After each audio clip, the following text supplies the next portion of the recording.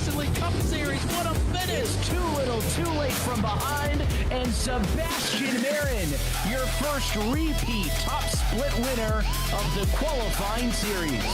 He knew it was just a matter of time when Hunter Sr. is victorious. Josh Adams taking the win at Iowa. GC Spider Motorsports takes home the 1-2-3 finish.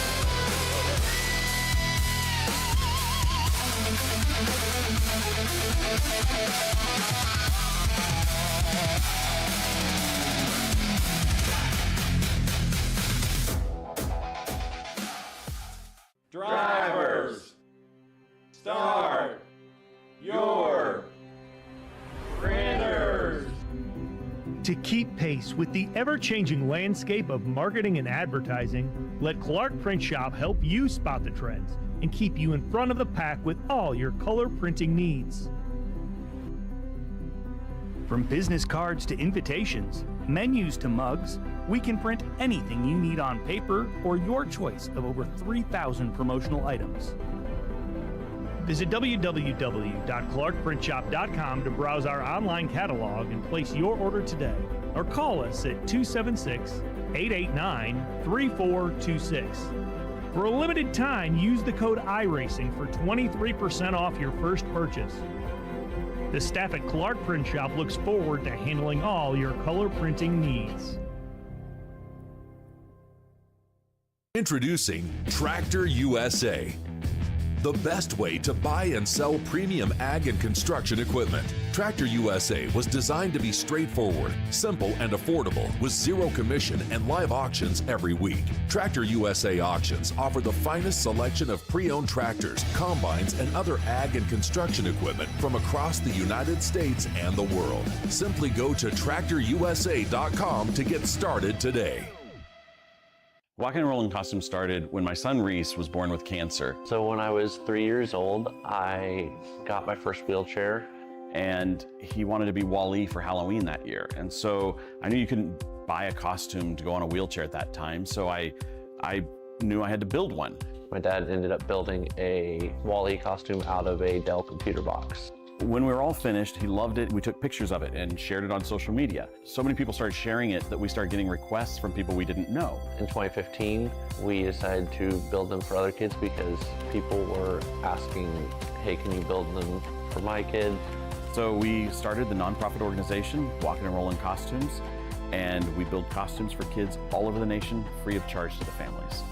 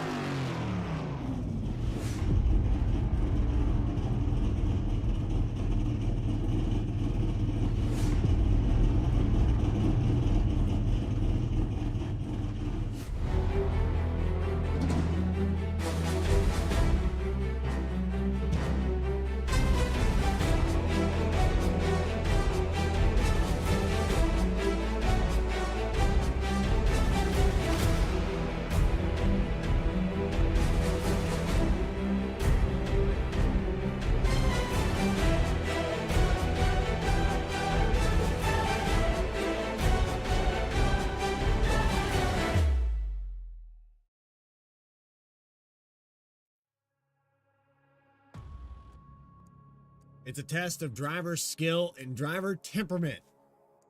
Coming up on the second to last race of the regular season, it could be one of the longest races of the year, coming up on one of the longest days of the year. Happy Father's Day to everyone out there as we get set to go live. 3/4 of a mile, short track racing, 200 laps at Richmond Raceway. It's the Saturday Night Racing League presented by M&J Distributors. Welcome in, everybody. I'm your host, Bradley Cooper, alongside Connor Horn. Connor, you said that it was an endurance race in the O'Reilly's series here today, but I think this is going to be our endurance race here. This is going to be so close for these drivers. If you're trying to get into the points, you're trying to win something, this is maybe one of your last chances to do it.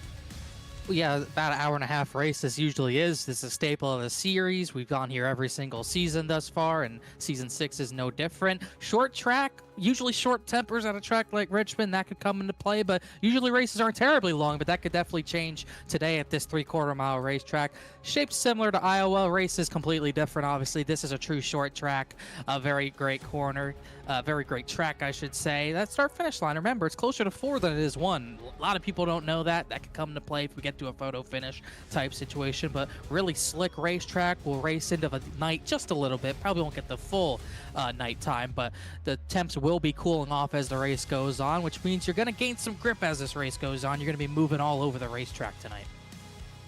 Track temperature at 92 degrees, clear skies, so yeah, it probably will change as they rubber this surface up. Now, something else that we need to talk about. Connor, you've been paying attention to it, but I don't know if you noticed, 7 drivers are locked in here, and we've got a lot of toss-up here from 11th down to 14th. Those names have changed so much in the last 2 races. I really don't know who's going to make it into this final format when we go on to the next 2 weeks. I think there's a good chance Bryce Shoemaker's been creeping his way up there, and Chuck Sweeting's been on his way down. So I don't know who's going to make this top 14. We know Adam Cabot certainly won't. He's not here tonight, so he won't have the points. Max Cost, he's been improving. Can he get the 52 points in 2 races? I'm not sure. I think anyone under Adam Cabot, it's going to be really tough to make it in. I think it's really Bryce Shoemaker who might be the only one who can get through to the top 14. Chuck Sweeting, Caleb Weekly, everyone up there. Pretty good gap with only 2 races to go. Joshua Banks, Butler, Richie, we know they'll pretty much be in unless it's a catastrophic blow up. Everyone else below that cut line besides Shoemaker, really, I don't see them making it, but you never know what can happen. We've seen crazy things happen at Richmond. We saw a last lap pass, a last lap crash at Chicagoland last week. You could see anything in the next 2 weeks, so I wouldn't rule them out yet, but it's going to be tough. Yeah, of course, Chicagoland coming up on the schedule to find the end of this regular season in season number 6. But it's time to move on to the grid here tonight. Richmond Raceway didn't disappoint. Another guy that's on a tear, got a win at Sonoma. He's going to start on the pole. It's going to be Jeff Wright. Top spot with a 22.341. A Hot Fries Pepsi 48. Ready to do some damage. He's got Chad Klinger on the outside. Klinger can get around this place as well. Run number 2 goes to Chuck Sweeting. He needs to perform here tonight. Angelo Horonis. He's worked his way into the top 10 in points. He's going to be in 4th. And you have Christopher Hodges with a solid qualifying effort here tonight. Jared Shepard will start in 6th, still looking for that win. Ryan Carlisle and Philip Brewer starting row number 4. Rounding out the top 10, Noah Mahalski, Kenny Kimmy in 10th.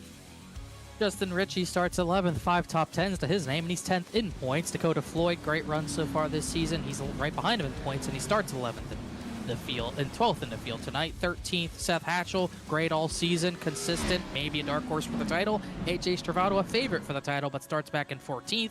Bryce Shoemaker, the 54, needs a lot to go his way tonight. Needs to have top 10s, if not top 5s, in these last 2 races to make the chase. He starts 15th. Joshua Banks will start in the 16th position. Rob Hamp, he's been on a tear himself lately. He's been so fast lately. He'll start 17th, maybe get another top 10. Elliot Butler will start back in 18th, and then Matt Shanosky and Caleb Weekly round out the top 20. 28 cars to talk about here with Ben Laughter and Casey Licata starting in row 11. You have John Sanu electing to take a time, the last of those drivers to do so. 24th spot to Tim Shanosky, Stephen Davis, and Max Koss. Then you have your final round with Brandon Wallace and Austin Belke. So pace cars off. We're ready to go racing here. Saturday Night Racing League presented by M&J Distributors, live at Richmond Raceway.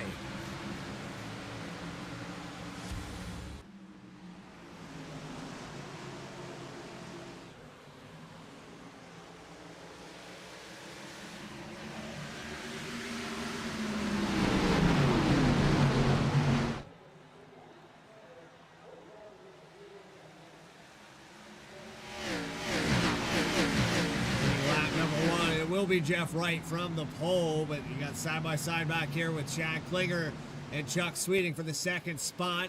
Angelo Horonis got by. Sweeting gets really loose. Crash. And car in the background. That's a Justin 55. Ritchie.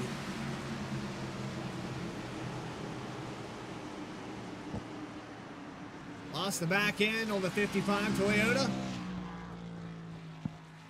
That'll bring out our first yellow. Just 3 laps in.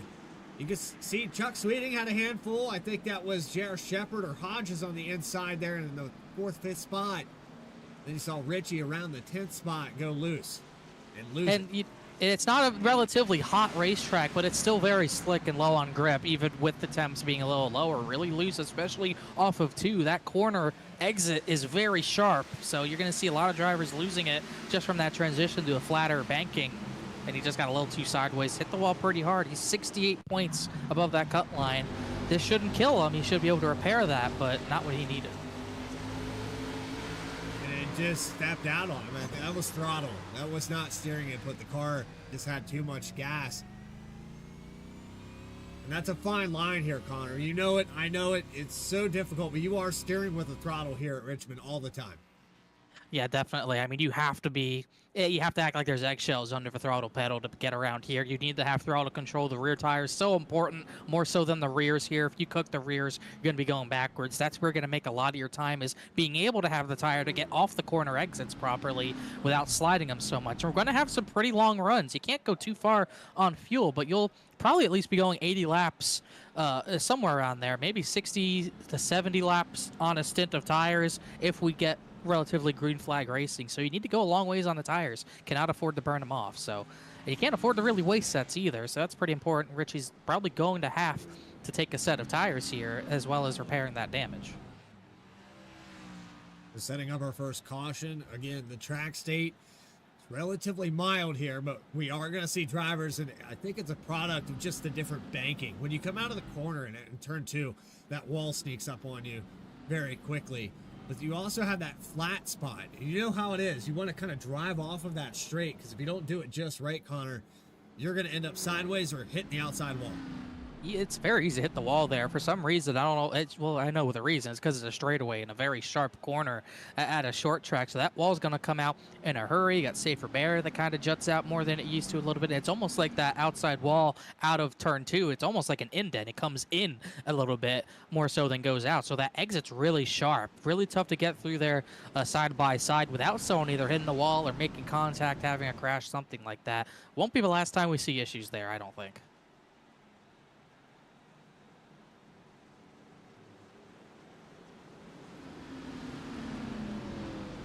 All right, so we're lining back up. Lap number 6, very quick stint there. Maybe this is a chance for these drivers to kind of shake off those pre-race jitters and get settled in, Connor. I hope so, because we have 200 laps here. There's no stages, there's no brakes, there's just Jeff Wright on the loud pedal. We're back underway.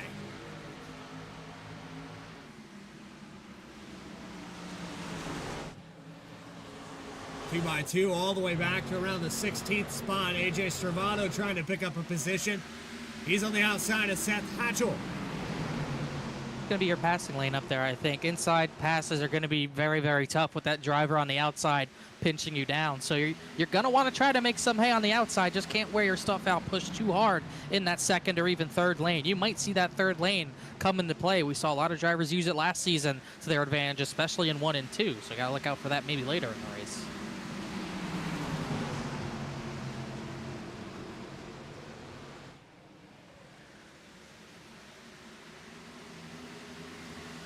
This is a cluster of cars right now that are trying to get settled in. You don't want to burn your stuff up early. You can pay for that very quickly. The outside line might be faster, but I think a lot of these guys are going to find out if you run side by side, it doesn't matter what lane's faster. You're going to use your stuff up, and then pretty soon you're not going to be able to pass anyway. If you have some decent track position, you're trying to get to that bottom lane, preserve that track position, and then maybe later in the run, use those tires, try to get some extra spots as there's almost contact between the 33 and I believe the 44. But definitely if you're a little lower on track position, like the 33 of Stravato, he started further back, so Hatchell, Joshua Banks, those guys who started further back, you're going to want to get through the field just a little bit and probably have to utilize those higher lanes and just have to deal with the tire loss that you're going to have, the grip loss that you're going to have doing that probably. Jeff Wright continues the lead over Chad Klinger. The 09 settles in single file with Angelo Horonis, the top 4 rather. Pretty single file You go back here to around Chuck Sweeting, who lost a lot of spots. Sweeting started in the third spot. It's already fallen back. He looks like he's struggling. Had a fast car in qualifying, but it's a handful out here in the race setup. Well, a track on your own, driving on your own, a lot different than doing it with cars on your front bumper, on your rear bumper. Almost got hit by the 03 Mahalski. It seems like maybe he's a little too slow on entry. Can't really carry that. On exit as a 33 has a big wiggle to the inside of the 57. So maybe that'll produce long run pace for 75. Like you said, great qualifying effort. Track position so important. Qualifying more important than ever in iRacing at this point. We'll see how it works out for him, but definitely is faded.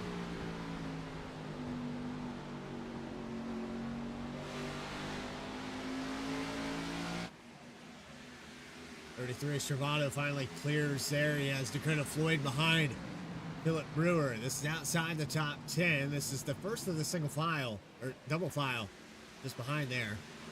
Seems like everybody's starting to become content with their position and gearing up for the long run. That's what this track is going to become. Almost 3 wide here with the 18, and Rob Hamp really got shuffled out. And he got really sideways off the corner, too. I think Banks was behind him, maybe getting him a little arrow loose. The 6 car has been trying that third line. Really the first one to test way up there in turns 1 and 2 out of any bit of rubber. Not working too badly, but it will hurt his tires in the long run until it really rubbers in a little bit more. And even then, it's not going to come in until later in this race. And not running as high in 3 and 4. That's one thing that's kind of different about this track now. 3 and 4, the third lane used to be pretty good, and 1 and 2 it kind of wouldn't work as well, but all of a sudden the outside in 1 and 2 seems to be the place to do it. Connor, I'm ashamed of this, but oh man, he is tight. That third lane's just not there today. Not yet. Yeah, I think we're gonna develop a third lane on the very bottom on the apron. 35 and Joshua Banks tried it just now. He was almost below that yellow line. And the 54 got pinched in the wall just a little bit there, but now you're seeing these guys single file out. This battle, this is for 15th. This is the first side-by-side battle on track, and it's Joshua Banks trying to get by Rob Hamp. Neither of these drivers have moved really at all. Banks pretty much where he started. Rob Hamp pretty much the same with him. Bryce Shoemaker's falling back a few spots, but no real huge movers. As you can see, a little bit of a wiggle for the 35. You could see it on the camera. Had to fight that thing just a little bit, but really tough to make that inside pass. And everyone's just trying to single file out, keep their tires on it as the 6 goes way up the track again. Right on board. Here's the live telemetry on the left-hand side of your screen. This car's going to get down to around 85 miles per hour in 3 and 4, get up to 130 just before the entry of turn 1. Make it 140. These guys are cooking around this place. It's taken about 23.2 seconds for Jeff Wright to get back here deep in traffic. It's 23.4. This is after about 15 laps on the tires. Jeff Wright's fastest laps at 22.6.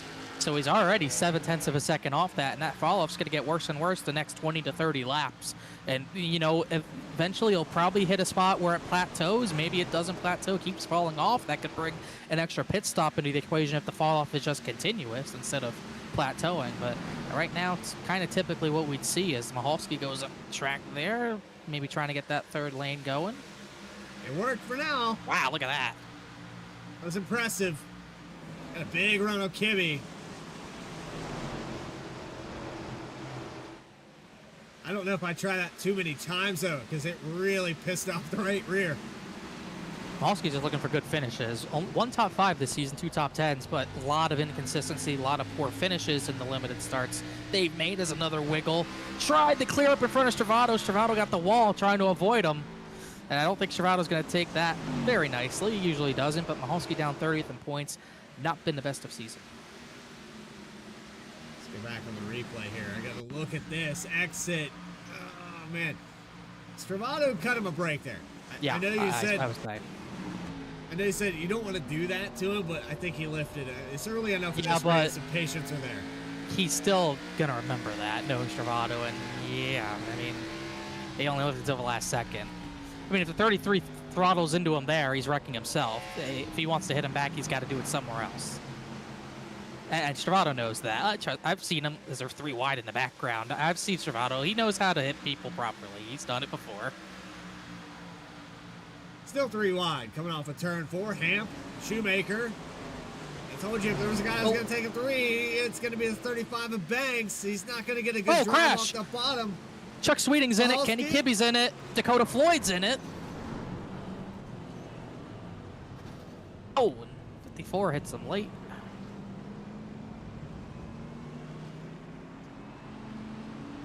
And that was right in front of where we saw Mahalski, and that was Kibbe and I think Sweeting.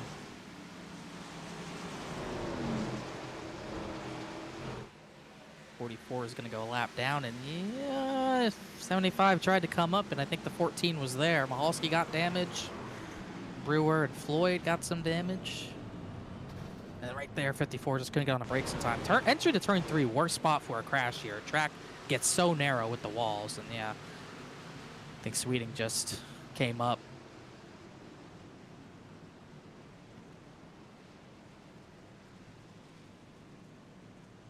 It's gonna bring everyone to pit road for sure. Not sure. It's just kind of a racing deal.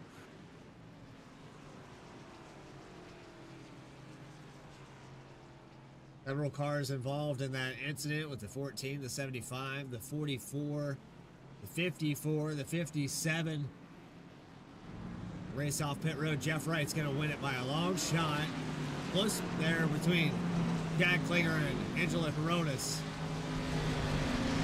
Looks like most of the top 10 going to stay the same here this next restart. I said it, the longest day of the year, tomorrow. I guess I'll say what I said it to my wife. I said God knew that Father's Day was the most important day. That's why it's the longest day of the year. Timed it just right. Yeah. She said it doesn't happen that way every year, so.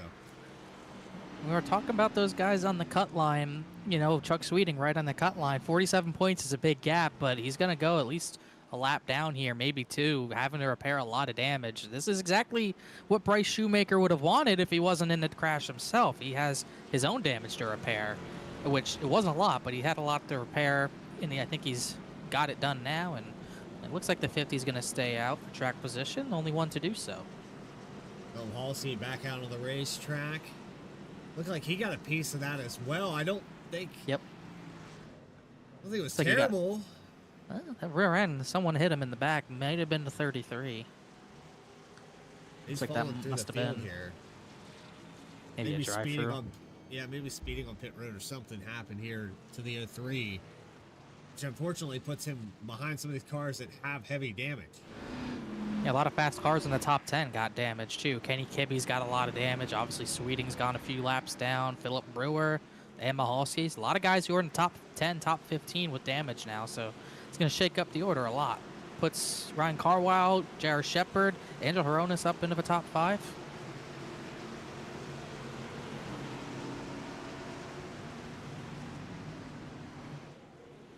Doubled back up. Licata's still out on the racetrack. He's going to stay out, take the lead. 29 laps on the tires now. Jeff Wright, for the first time, loses it. How long will it last here, Connor? 50's way up the racetrack. I don't think he's going to retain it.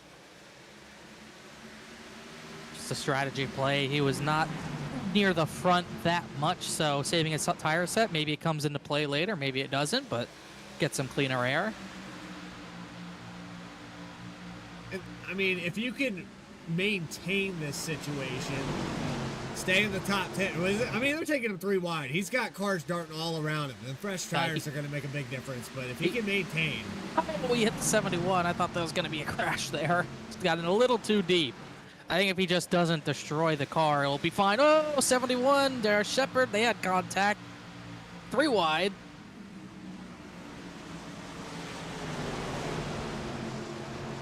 It's still a little chaotic here. Licata's in a situation with all these other cars. He's getting out of the way of Joshua Banks. He's doing the best he can. If his car is in one piece after this, I think it's just fine. That's pretty much what he wanted. Save a set, keep the car in one piece. He's done just that so far. But Connor, at this point now, you gotta stop hemorrhaging positions. You gotta stop somewhere around this point, because if you go much further back, there was no point to staying out. Well, he was running about 24th when we had that yellow, so he's really got a long way to go before he goes that far back. And all the damaged cars that are behind him now, I still don't think it's the worst decision. just got to survive it, and this is tight to be 3 wide. Robertson, not Ed Robertson, excuse me, it's a different league. Ben Laughter, Max Cost gave each other ample room to get that done. Lacan still losing positions, back to 16th now. Continuing to fall. Angelo Herrera is starting to show some speed. Last time by, he was faster than your leader. No, not the 29. Not the worst of records here either. Average finish of 10th. He's got obviously 2 top 10s in 3 starts here. Never a victory, but pretty darn fast at this track for the most part. Trying to stay with the 48, maybe get him loosened up off the bottom, maybe get some clean air. Much faster out of the corner using those rear tires up. A really good run out of turn 2. Little wiggle there out of 4. But it's showing the speed. Still a faster lap time than Jeff Wright. Barely, but hanging pace with him. He has really out of turn 2 where he's a little bit better than the 48. Not as much that time, but still right there. Elliott Butler got his way up to 4th on this restart. He's got a little right rear damage himself, I think, from that incident, but not hurting him too much. Still right on the bumper, the 0.9 for 3rd, as Peronis gets closer to the rear bumper for the lead. Making another good run out of turn 2. Does he take it to the inside? Not this time. You saw Jeff Wright drove in a little bit too deep there. I think he got spooked just a little bit by the 29. Now he's offline, but that pass on the bottom, we talk about it every week, every track, but especially here, how tough it is to point the nose to the bottom when you're to the inside of someone. It's going to be hard to do, as Banks in the background almost gave a shot to the 98. Here we go, inside. Another peek to the inside, 3 and 4. Again, the hard place to do this. 29 pushes up the track just a little bit. It's really exit of 4 where being on the bottom's the worst, because that's for some reason where it seems like once the tires get warmed up, that's the toughest place to not get sideways at the corners when you're on the inside of someone out of turn number 4. Peronis is just trying to get the 40 to wear his stuff out a little bit more, trying different lines, giving him different looks, seeing if he can get by him, if not, wear his stuff out. You see really his first venture to the 2nd lane, and it didn't really work.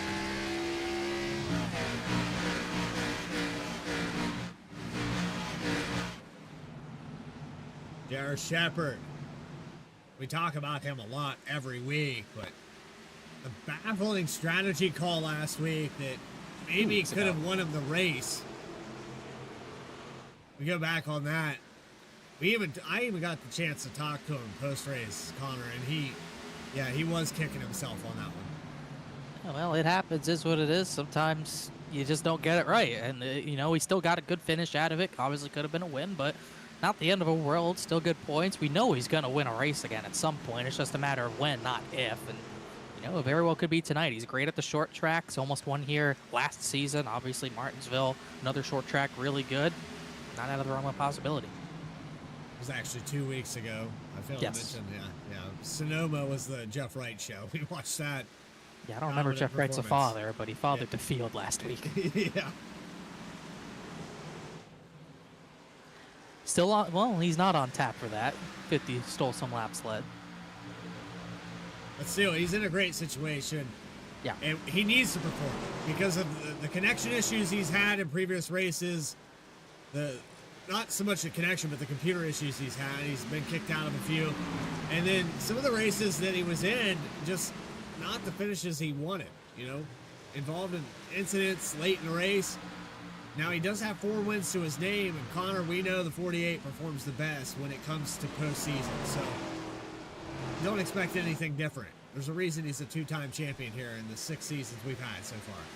And heck, I think he's a 5-time winner. Still the most in the series, without a doubt, for sure. Got the win back-to-back Phoenix and Vegas. Got it done at Iowa, Charlotte. Obviously last week at Sonoma.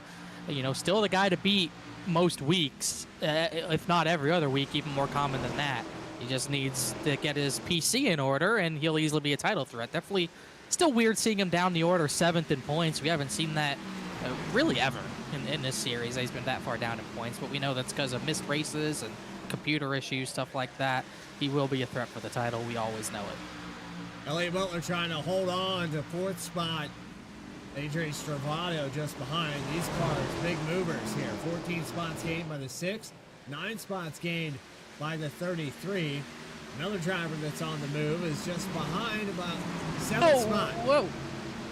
Carwell got a boot from the 35. As you know, 35's really been, firing into the corners pretty hard. I think that was a case where he checked up, the 71 checked up a lot earlier than Banks wanted him to, or thought he would, I should say. And I don't think any of them got damaged, but that could have been big.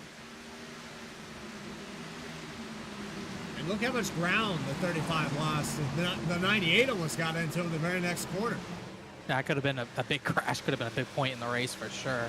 You're starting to see these guys inch up the track just a little bit. 29 still right on the 48, just can't make that move. But you're starting to see Butler inch up the track. It's almost like a diamond situation. You're seeing a lot of guys at the front entering a little bit up the track in the middle, then cutting it to the bottom of the yellow line on the exit of turn 2, which is a good way to get through the corner of speed, but you could easily wear the right front tire out doing that too much. And another important part, you're starting to see this track rubber up on the bottom of the racetrack, which means you're going to see drivers have to move up to avoid that rubber. Christopher Hodges was looking to make a move for the top 10. Hodges down 6 spots. Needs to perform well here today. And every one of these drivers that are in the top 14 in points, this race kind of hinges that, because you're looking at 11th through 14th. It's one race. We already saw it with Chuck Sweeting. Mistake there, that's probably going to put him below the cut mark going into Chicagoland.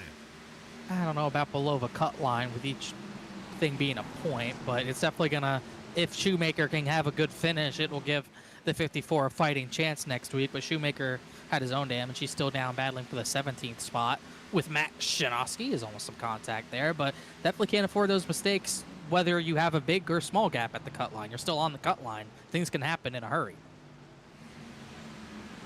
Joshua Banks going back to work on Ryan Carwile for the 6th spot. This time no contact into 3 and 4. But not able to complete the pass off the corner. We'll take it side by side again into 1. And you could see, Carwile doesn't even have to pinch the 35 down. He just gets such a better run off the top naturally that he can hold that 35 off. Right there, that huge launch off the corner, just running a little bit higher. It's all he takes. And Banks sees that. Carwile wants to run the bottom, but he's using that outside to defend really well. Banks sees that. He's like, okay, I'm going to take your line away, see if I can do something with it. And I think Banks is faster, just can't find a way around it. You saw right there, Carwile kind of entered a little higher, trying to shade the 35 Century to make sure he couldn't get to his right rear.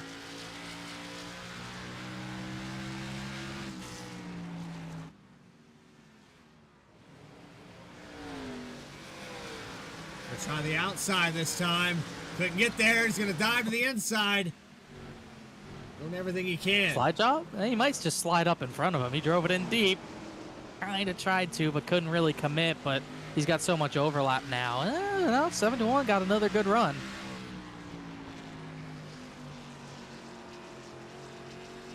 It's classic Richmond.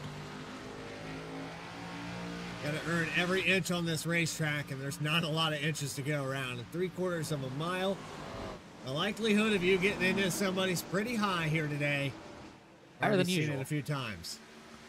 And even there, 35 gets almost to a point where he can feed the right rear to Carwile, but that 71 gets such a good run up there.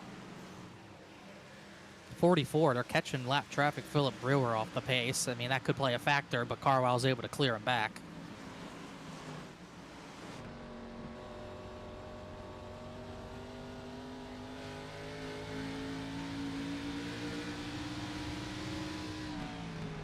Travato and Butler have been side by side up ahead of this battle as well.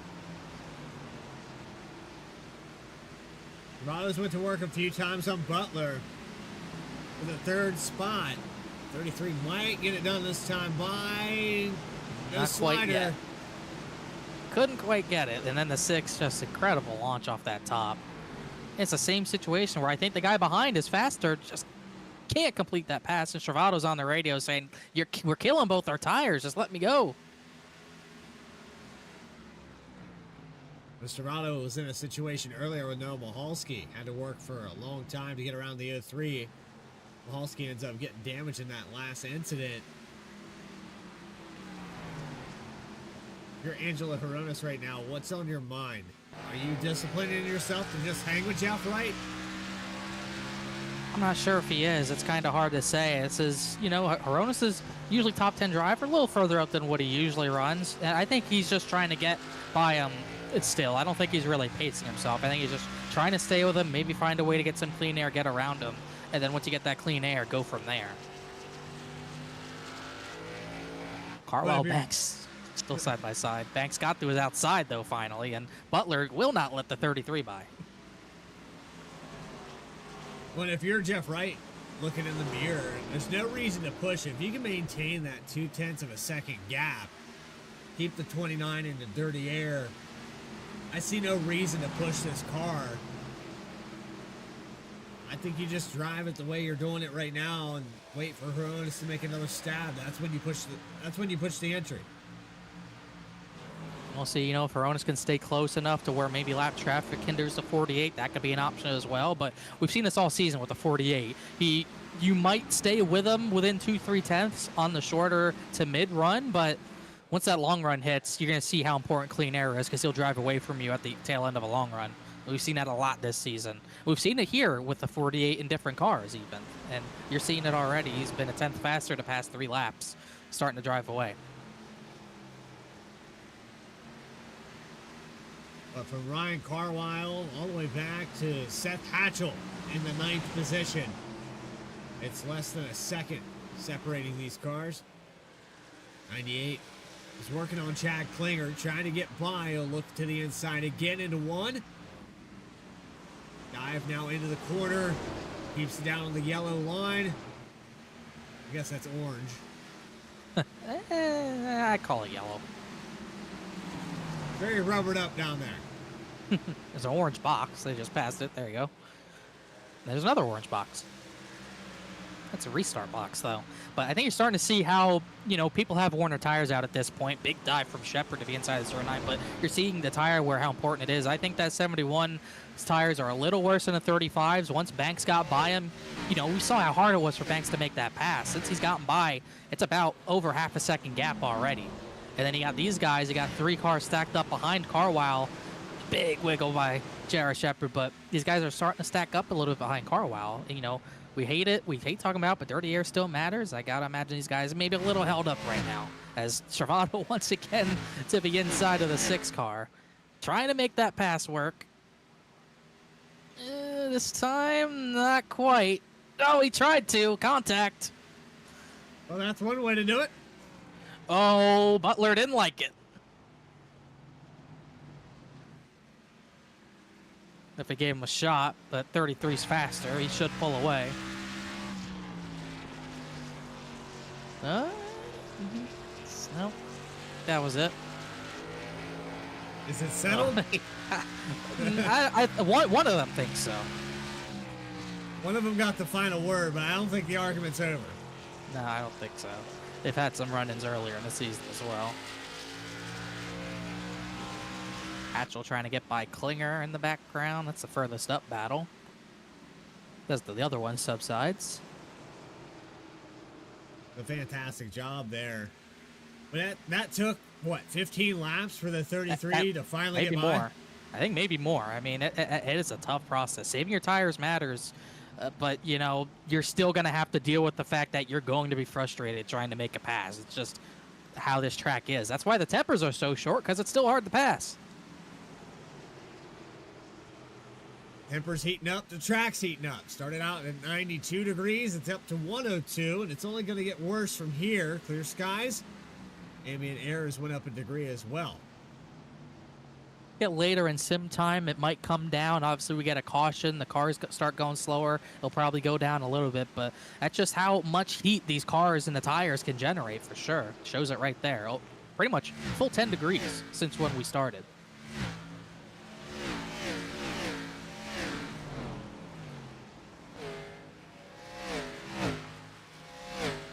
Traffic going to be a factor for Jeff Wright in just a moment.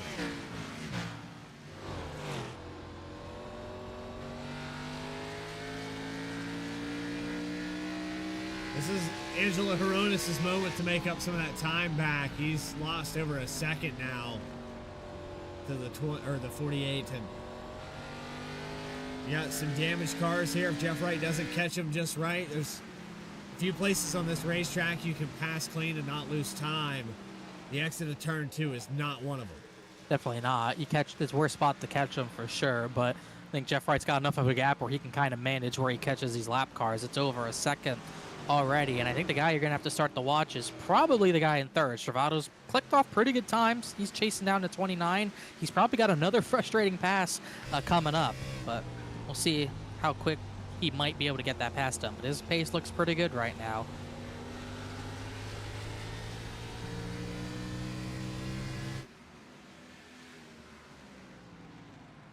Through this field, Caleb Weekly in 13th position has Rob Hamp. I believe that's the 57 of Dakota Floyd. Floyd still with some rear end damage, able to maintain 11th spot, side by side for 12th.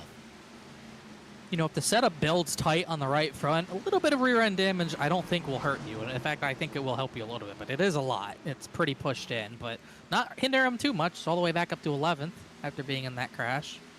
Got by Weekly. Weekly gets by Hamp. Ben Laughter's there. Kenny Kibbe, another one. Rear end damage. Also got some right front damage. He's trying to pass these guys 3 wide to the top side. That's going to be a difficult move to pull off.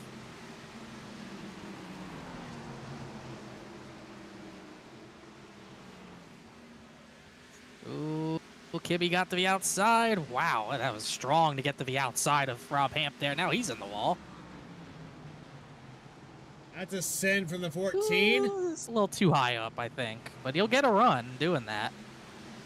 Maybe slide, or ask ramp. Ham. Ramp. Ramp. Losing my mind here. It's been a long season. I hope he doesn't get used as a ramp. I don't think he'd like that either. But he's just going to... He doesn't even want to try that again. He's like, all right, I didn't really want to have to slide up in front of you. I'm just going to give you the lane.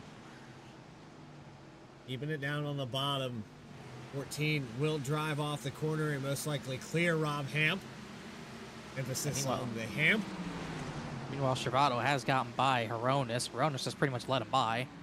So see if the 33 has pace compared to the 48 once he gets by Stephen Davis, who's also a lap down.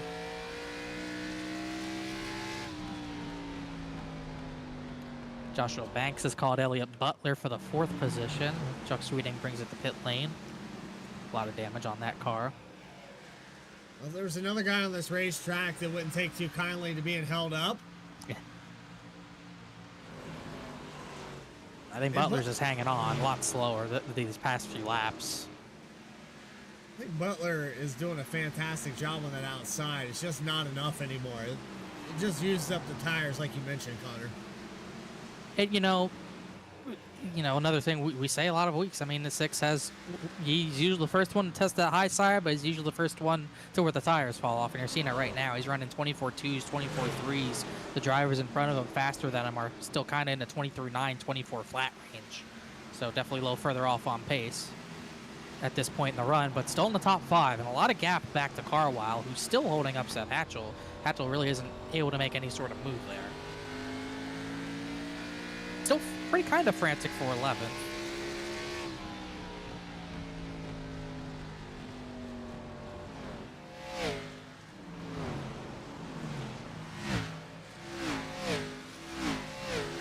A lot of cars out of turn number 2 on one big group. Yeah. Some of that lap traffic in the middle of all that. You got, I think Richie's in there with engine damage. You got, Woo. Wow, that was a tight gap. Whoa, contact, Robertson, Shoemaker. He did it again. It's been Laughter on the outside, Shoemaker, and then Hamp. Yeah, I'm thinking of Ed Robertson tonight. I haven't raced with him in a while. Shout out Ed Robertson. Ben Laughter. He drives a 64 all season long. He is a driver of 64. It's all right. It's all right. They all blend together. There's some contact. Well, you're seeing the rear tires, who burnt them, who didn't. You're seeing so many drivers sliding off both ends of the racetrack right now, struggling.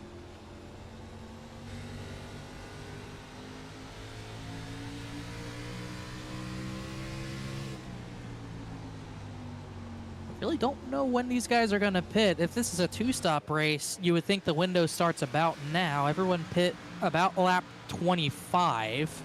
except the 50. The 50 can't be too far away from pitting himself. He's in 22nd, and that's better than where he was running. Oh, man, you're still trying to make a positive out of that. I don't know if it paid off to stay out, honestly, Connor. I think it's going to hinder him. He still gains spots. Statistically, it is a gain. Yeah, that's just... I mean, I get it. You led some laps. You're up front. But I think if you really wanted to capitalize on that, you gotta stop the hemorrhaging somewhere around the 12th, 13th position to make it an actual gain. Because now we come down pit road. I think he's going to be so off the pace. He's going to have to come down probably sooner than these guys. Yeah, he'll gain a few spots, but I think in the whole scheme, the long run, he's going to end up losing more if it stays green. The only thing I'd be concerned about is did everyone else cut out a stop by pitting at the yellow? Right. I don't think they can make it on one stop. I always thought that the window would be about 80 laps, which would still put them short, but I would think people would start pitting about now. We really haven't seen anyone pit besides Chuck Sweeting, who has a lot of damage. And, you know, you don't want to pit here. You're going to lose 2 laps pitting. That's the big risk. You're going to run these tires probably as long as you want to because you can't afford to go 2 laps down. It's kind of like Dover. You pit, get caught by a yellow, your race is over. Somebody told Bryce Shoemaker that Chuck Sweeting wasn't having a good night. He's starting to pick up positions. 54 had a rough start. Now up 2 spots, up to 13th. This is what you need to do. With only 2 weeks left, you got to make every point count. Chicagoland could be a showdown here for the cut line. He's been up on the wheel for sure and making it work. Done a great job so far this run. He's kind of in the hornet's nest too. This is where the most action's been the past 10, 15 laps, but he's gotten through it pretty cleanly. They're still mixing it up behind him, behind Caleb Weekly even. And you're starting to see even further up the track these guys are going, just trying to avoid that rubber. I've seen the 35 the past 5-10 laps. He's been running way up the track at both ends of the racetrack, and he's made decent time doing it. He's caught the 29 and passed the 29 now for that 3rd spot. AJ Stravato has not made up any ground, though, on Jeff Wright. We were talking about that a moment ago. If he could get clear of Elliott Butler, get around Angelo Horonis. Now, in that clean air, 1.6 seconds to Jeff Wright. And I don't know if something happened there with Chuck Sweeting and AJ Stravato, but it did there on that frame. I think 75 just has fresher tires, caught him at an awkward spot. Now he's going to get by him with room to be inside. I don't think there's anything more there. We're starting to see pretty much everyone straight away from the inside as Bryce Shoemaker, Dakota Floyd trading paint in the battle for 12th. You're starting to see everyone venture off of that yellow line. Just not enough grip up there, or down there, I should say. You got to go up the track to find something. And 44 still off pace. They're going to have to get around him. But yeah, track low on grip. You're going to have to search. Track temp did come down just a little bit, but the air temperature is still very high. I think maybe the field spreading out a little bit here, Connor, is helping that track maintain or cool down. I think it definitely won't hurt, that's for sure. But still going to be slick. We saw it in the first few laps of the race. It's still a slick track, whether or not you lower the track temp to however low it could possibly go. And I thought we'd get drivers to the top of the racetrack. I didn't think it'd be this quickly. I mean, you got guys in 1 and 2 way close to the outside wall, way closer than I thought you'd see. On board with Rob Ham. Connor, it's down when a driver. Who's running that high line there? We're watching 35. This battle. 35, way up the racetrack. Let's watch it here on board. Yeah, that is high up. 29's been trying to match it, can't really do it. Top 2 are still riding near the bottom, but 35's trying to find whatever he can way near the top, trying to get a little of that right set with his right side tires, maybe in the shade, maybe cooler tires, maybe not quite sure, but you know, his time's still very good. You know, he was faster than the 48 last time by. The 35 was a touch faster, but a viable line for sure. Oh, if you're Jeff Wright, you're watching that lead. It was 1.6. It's come down to 1.2. Let's say pretty soon we're going to see him come down pit road. I would say so, and I can't imagine you can go to the end on one stop. I think if you're going to go to the end on one stop, you got to make the lap 110-ish, somewhere around there. But we don't really know what the fuel window is going to be. You know, if these guys can get to about 110, 120, that range, it's very possibly a one-stop race. That's where I worry for the 50, because that would put him on the outside looking in as far as strategy.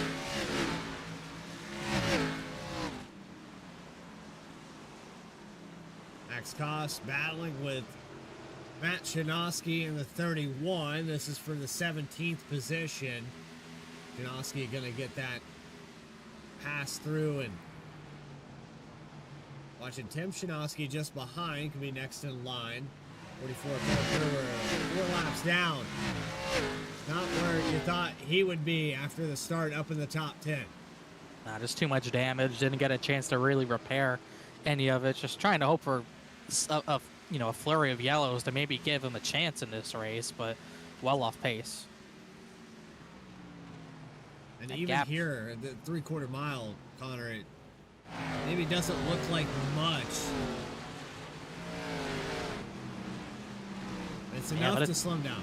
Especially if you get engine damage hitting the front end on the wall or another car. I mean, you can still hurt the engine. Justin Ritchie's had the same issue as well, and you need engine power no matter where we go. So I think that's what's really hindering him as well, because we've seen some cars with damage being able to get through the field, like Rob Hamp as well, like the 14 of Kibbe, but engine damage no bueno is the gap for the lead. Thought Jeff Wright long runs would be his friend. Maybe not the case. That 33 has really closed that gap lately. We've been in there. Last time by almost identical lap times. I think Jeff Wright saw that getting down to half a second. It's time to go. If you have anything left. But still, he was still 2 to 3 tenths slower than the 33 last time by. And, if the one stop's close, you kind of got to get to a fuel window, so he can't just short pit and counter it. He's going to have to ride this one out. 74 laps, now 75 on the stint. Last time into pit road on the left-hand side of your screen.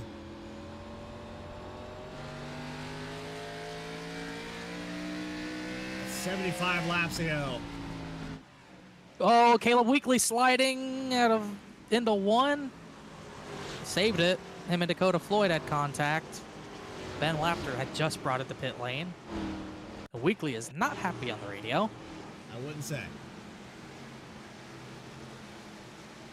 No, 57 said something about how the 13's racing him. 13 commits middle. Maybe he's talking about that. Yeah, drove the 57 up the track, and then had a 4.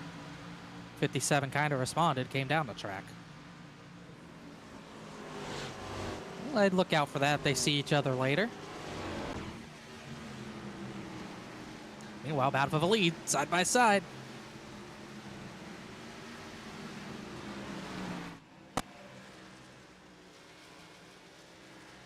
This is the right first there. Organic change for the lead, but man, it's Not in yet. a bad place. It's close. Not organic yet.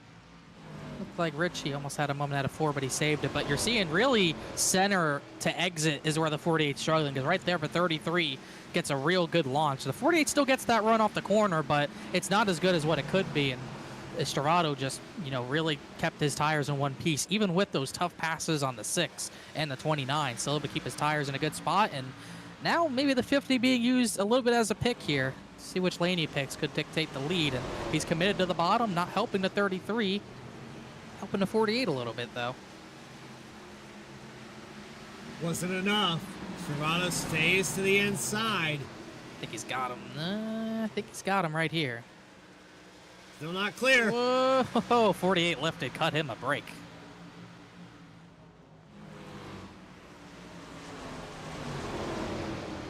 Little return there on the brakes. Saw the 33 do that earlier in this race. Robertson. Oh, he's not cutting any brakes for the lap cars, though. Oh, Robertson almost came up into him. This is not where Shimano wants to be. Yeah. Whoa, Jeff Wright's sliding out of 4. He has cooked those tires. I'll tell you what we're going to do. We have a next caution. I'm going to pull him up here. I'm going to pull Ben Lafter up here and ask you a question. Oh, goodness. Don't even get me started. We're deep into the season here. I know it's been a long one here for season number 6. 4 different champions. You've got Bailey Turner. You've got Jeff Wright. You got the 35 of Banks. I guess I'll say the name. Got Joseph McWhorter in there as well. No longer a part here. The Saturday Night Racing League, but a champion nonetheless. And AJ Servato, who has really turned it up. Been more consistent. And has the points lead coming into the night. He's looking at maybe his 3rd win here. Very well could be. Looking pretty darn good right now. Looking for his 4th win, actually. Yeah, I'm a week behind. I don't know why I keep... The stats page I'm looking at must be out of date. Yeah, we're looking at our first pit stop. That's not on the stat sheet yet. First real pit stop. You know, Ben Lafter came down the pit lane a little earlier than you would think, but Kenny Kibbe, he's just brought down the pit lane. And if you're one-stopping, this is more so on strategy. You know, closer 85, 90 lap runs to the finish. So just past halfway, 14's gonna bring it down.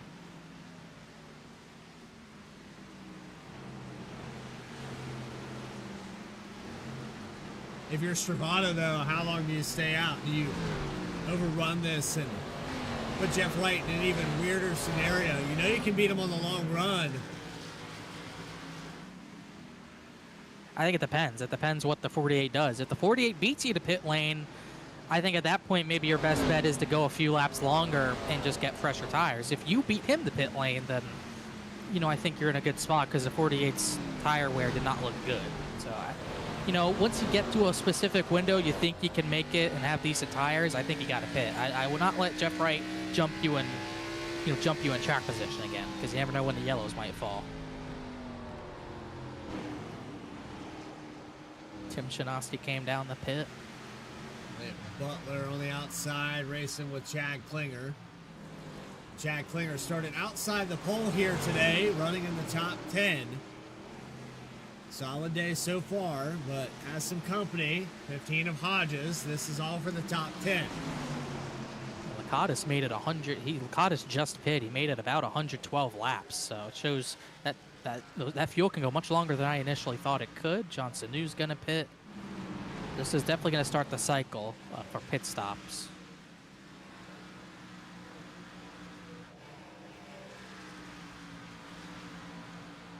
The lead's starting to lengthen out a little bit here as well.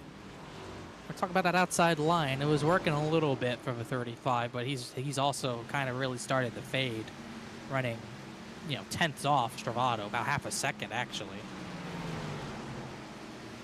Stravato's lap times on the left-hand side of your screen. It won the 23s there a moment ago. 2/10 faster than Jeff Wright this time by 3/10 faster almost. And here's Alronis. Another one who's really faded. Harwell's turning up the heat as well. Yeah, saying he was holding people up, but he just knew how long he had to save those tires for. Dakota Floyd's going to pit multiple laps down, but 71 did a good job saving his stuff. He's one of the faster drivers on track now.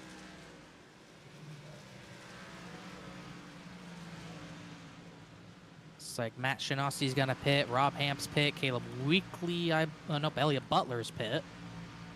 Caleb Weekly is pitting, though. Pretty easy to speed here, pretty easy to miss pit entry as well. And I believe John Sanu had to come back down to serve a penalty. That might have been for speeding on exit.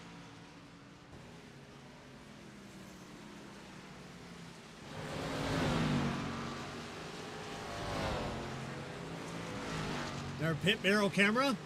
This is a telltale of anyone that does come in a little too hot. But alternately use it as a choose rule. Yeah, it'll choose. So Hatchell's going to come down from top 5. Really first driver at the top 5, mostly in pit. I think those leaders can't be too far behind. I think Stravato, you know, now would be a pretty good time to pit. They won't.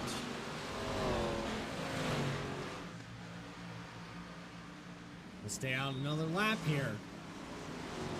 Aronis is in. The fall off approaching 2 seconds for some of these cars.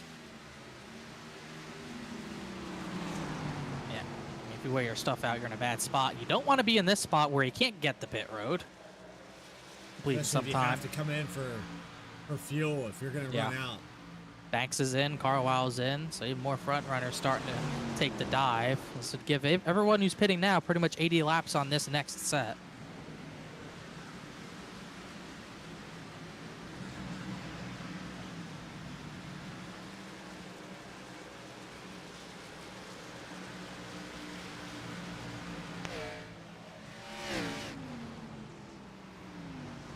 Guys on old tires mixing with new tires, that's when you get into a tough spot. Yellows start to become a much higher possibility than they had been the rest of the run. So that's why these guys at the front don't necessarily want to pit, because if you catch a yellow wrong, it's going to throw your whole race off. I got to be honest, I'm surprised the 48 has not pit. It's the closing speed for me. That's where it's always tough to judge. You have, like I said, almost 2 seconds of fall off for some of these cars. You go into the corner, you brake at your normal point, you end up in the rear end. It's a big difference in braking zone when you wear your tires out, no doubt. Strada's lead 1.7 seconds. Jeff Wright still yet to come down to pit. J.R. Shepard running in third. Kenny Kibbe's in ninth. I think he's the first one who has pit. Give me a full second faster than the leaders. Makes a big difference. Here comes Travado into pit lane, and he beat the 48. I'm kind of surprised the 48. And the yellow's out right as Travado hits pit lane. And it's Chad Klinger who's gone around. Oh, and Travado could not have caught it worse, almost. He's going to have to roll through.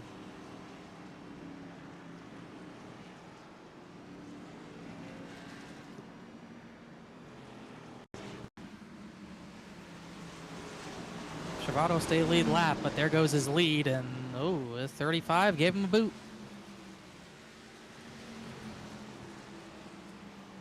And Jeff Wright gets a gift. He'll pit from the lead with no pressure. A lot of drivers gonna have to take the wave around now. And, oh, he got it. You know what? He got hit, I think. Yeah, based off that, I think there's a car behind him here. Who is that? Is that Carlisle? Carlisle, yeah, it would be him. 09 checks up. Yeah, I mean, I think they were both on tires. They were both on tires. 09 was slow mid-corner, and the 71 just couldn't check up in time. But I don't think either one could do anything there. Yeah, I think Klinger on older tires, he gets hit because the 35's checking up, 71 in the back of him. But AJ Travado elected to cancel his pit stop. No, I mean, he lost. He is still in the lead lap. He won't lose as much track position as he would have if he had just pit, but he's going to lose a lot of time here for sure. He lost a lot of track position that is going to be hard to come back from in a shorter amount of time than he got the lead previously, really, or really the same amount of time. Not like he can't do it, but made his job a lot tougher. Yeah.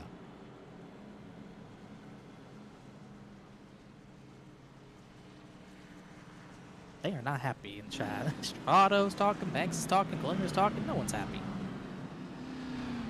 Well, I mean, I'd be upset too. I mean, we had a long green flag run.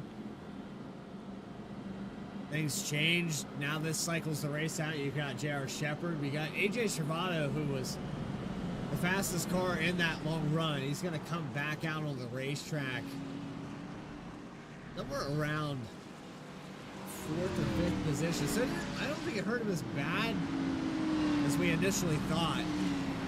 The heads-up move there to cancel that pit stop. That's really what bailed him out. Yeah, I mean, he had the heads-up move to not pit when the yellow came out. And he doesn't have to take the wave around, which is the important part, but he still loses track position. He's going to have to do that pass on the 48 again. And it's not a guarantee he can show off his long-run pace again. Yeah, with only 74, 73 laps to go, we're going to go back green, and it's not a lot of time. Jeff Wright down on the apron. Yeah, I guess we're going green. I think we're going to have to... They are not. This is going to be a mixed-up restart. This field is not caught up. Okay, I don't know what the mix-up was there on the restart, but a lot of cars did not get back up there. Well, the mix-up was about 3/4 of the field had to take the wave around. A lot of drivers did not catch up, but it's going to help Travato get almost back up the second pretty quickly. And I'm sure that he's not happy about his situation. All day he's had to battle something. Now it's second spot with J.R. Shepard, pinching him here into 1 and 2. And there's some crash! Oh my goodness.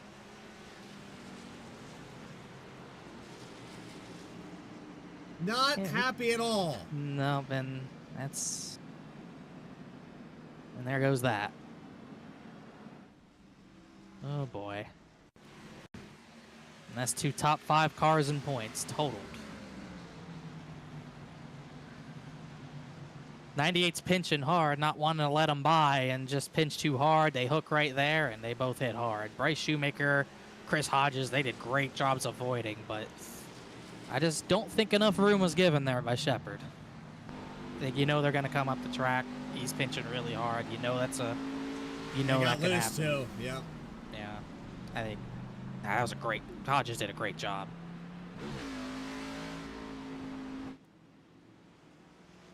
Let's go on board with the 98. Travato was upset before. He just went nuclear. Oof. Yeah. Ugly bit. I was surprised the 98 was pinching that hard. But it's racing. If that 33 gets by you, you're probably not going to win. He's been the best car.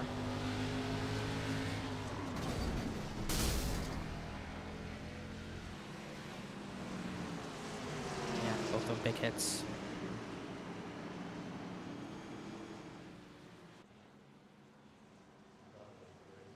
Temper's flaring up. That might help Jeff Wright, though, and that whole scheme of things, that's going to help him a lot. Yeah, I mean, that was about the only driver who could contend with him. 98 not pitting, even though he's totaled.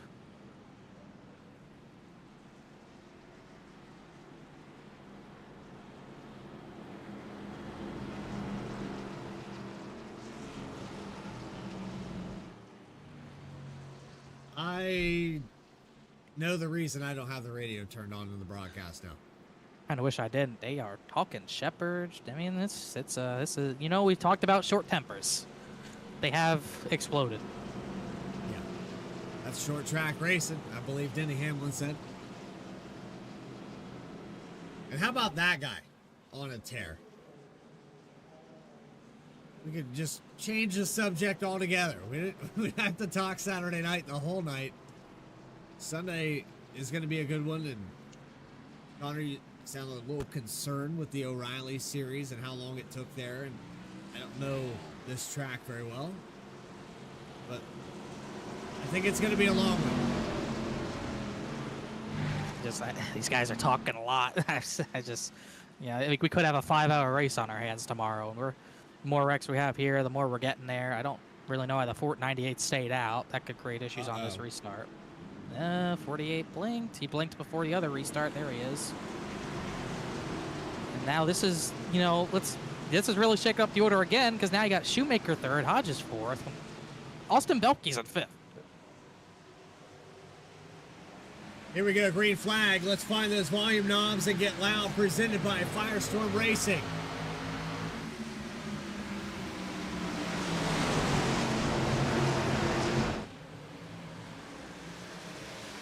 Funny enough, 98 still looks fast. I'm not sure if that's a glitch for us or what. It's looking that way. But let's turn up those volume knobs. Hear the sights and sounds from Richmond.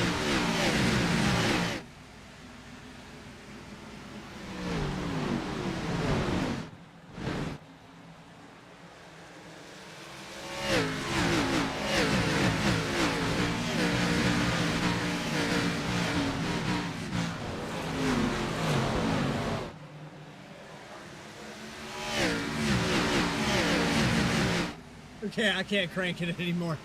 I'm pretty sure I saw the hood from the 98 fly off 3 times here. Yeah, I think it's gone for good. I'm saying the same thing you are. I'm very confused. But clearly, on his screen, his car is completely fine, and he got away with it.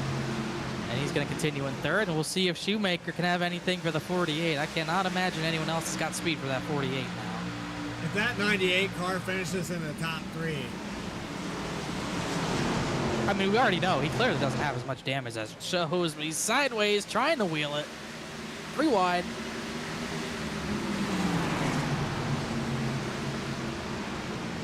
Kenny Kibbe, he's looking for a top 5. That yellow really helped him.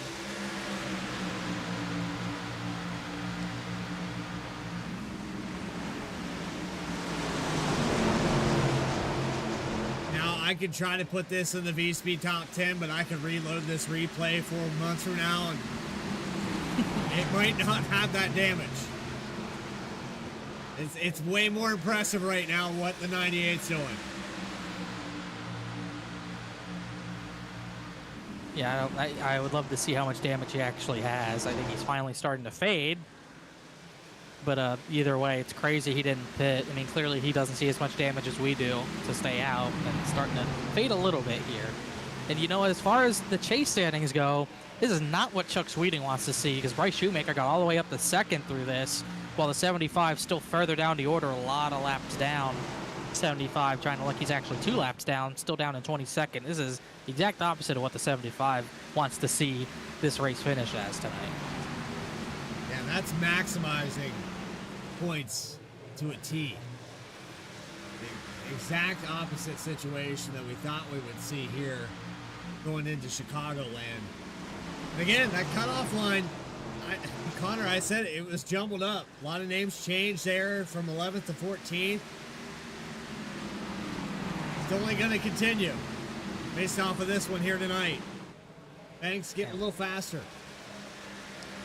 Yeah, his long run pace was, his middle long run pace, I would say, was decent, but it started to fade real hard at the end of that run. So I'm not sure how long you could venture up to that high side and keep the tires on it. We saw with the 6 really fell off because he did it from the start of the run. So I think you're going to have to spend a lot of time in that yellow line just to keep the tires on it for one last effort near the end if we go green, which is not fully possible. It is possible, but like, I don't know how likely it is, but you know, his goal, get by the 54 and then see what he can do with that 48 right now.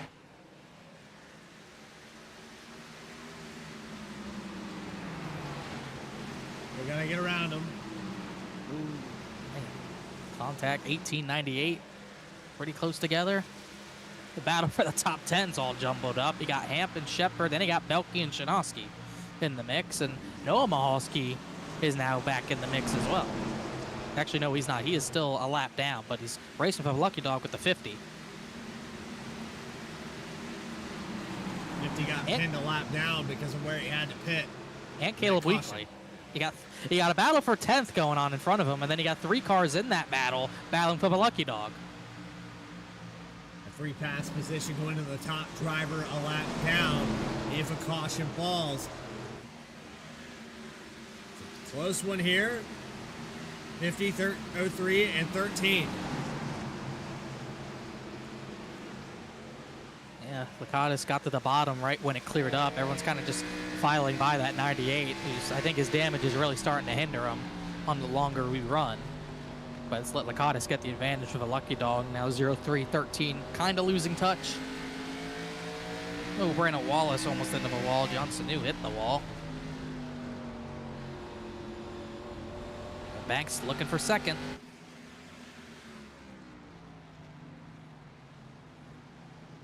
I think for Shoemaker, yeah, I think he just let him go here. He didn't. He did not. He's going to fight. I think letting him by would be a good move, but, you know, pinching him down into a corner, very clear he's going to try to keep this spot. Going to be a hard driver to fend off with 50 laps to go, but you never know when a yellow could come out. Maybe save you 2nd place, but I think the 35 has been faster than them all race long, but not quite done yet. We're going to continue this battle, holding up for 2nd spot. It's more stress on Banks' tires as well. Not tire he really wants to use if he wants a chance at that 48, but I think this time he'll have them. Oh, yeah. We haven't seen anybody contest the 48 other than Stravato, who took the lead there in the long run. Oh, spinner. J.R. Shepard's around. 03 Mahalski, John Sanu, Tim Shinosky. And the caution's back out. Max Cost is in there.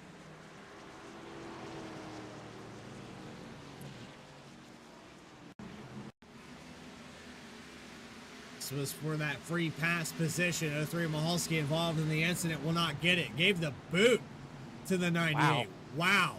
And then hit him again. I don't. Wow. I didn't see really anything.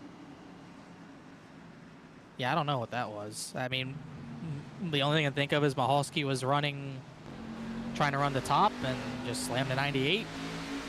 I'm not fully sure.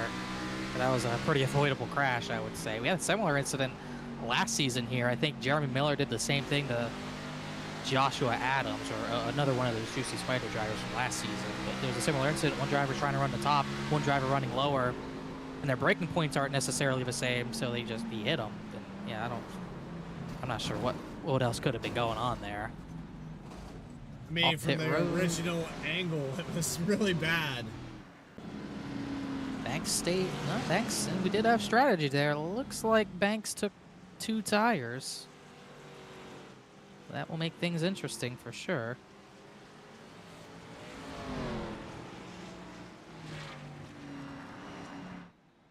And he was the only one to take 2, so that will be interesting. Gonna have a lot of wave rounds. I don't know if that's a 09's engine that blew up or smoke coming out of his ears. I think it's his engine. What happened to the 09? Well, he was in that crash, and if you let your car sit there for a long time without turning the engine off, the engine will just eventually blow. There's Max Cost getting clipped at the end there. That's all that happened there, though. Once your engine's running on pit road, eventually it blows up.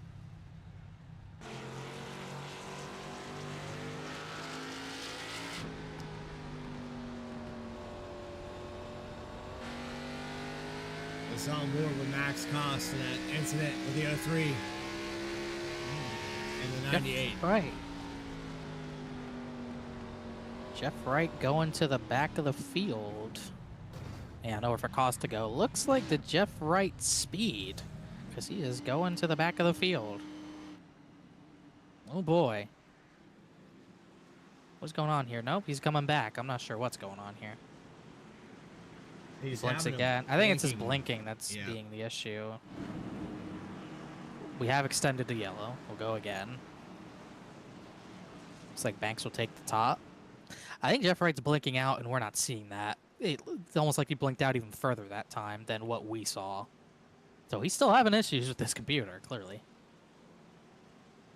And randomly, it seems like it's always under yellow into turn 3 where he blinks the most. I'm not sure if there's anything to that, but it's like the same spot he keeps having issues. It's been mysterious. Connor, I sat down and had a kind of a thorough run through of any setting I could think of. It's a unique thing that I haven't encountered. I know we've all had gremlins in our PCs and problems on iRacing. You know, we're all one update away from throwing this thing in the dumpster. So yeah, I get it, but I can't figure it out. So hopefully it clears up. He can finish this race. He does not need any more this season. With the 35 on 2 tires, that was very close. I think it was clean. Now, you know, we'll see what's more important, the track position or the extra rubber, because he was the only one to go on 2 tires. Oh, spinner, Chris Hodges is around. You're nowhere for J.R. Shepard to go. Shepard's day continues to get worse. Hodges sideways into 3 and 4, 98 into the side. There's going to be a lot of short tempers after this one. SNR Discord has a Hash It Out channel, and I think Rob Hamp and Chris Hodges are going to have to hash it out now. Add them to the list. I think 18 just got in there too deep and booted the 15, which is a shame because Hodges was running pretty well in the top 10. Yeah. Entry right 3. Oh, Carlisle gets a wiggle, checks up Hodges. Yeah, he just boots him. Entered too deep. Kayla Weekly's going to pit after taking the wave. Sweeting will. Hodges will. A number of others. But yeah, that's just a mistake on Hamp's part. Pretty simple. You know, I don't know what the 35 wants, honestly, because, you know, more pace laps means less chances for the 48 to get him, but also means more restarts for the 48 to get him. And you're not going to get that big of a jump over Jeff Wright or really anyone on a restart that often. He went about as early in the restart zone as he could there. Yeah, it looked early. You even called it. It looked early initially. It was all legal, though. Yeah.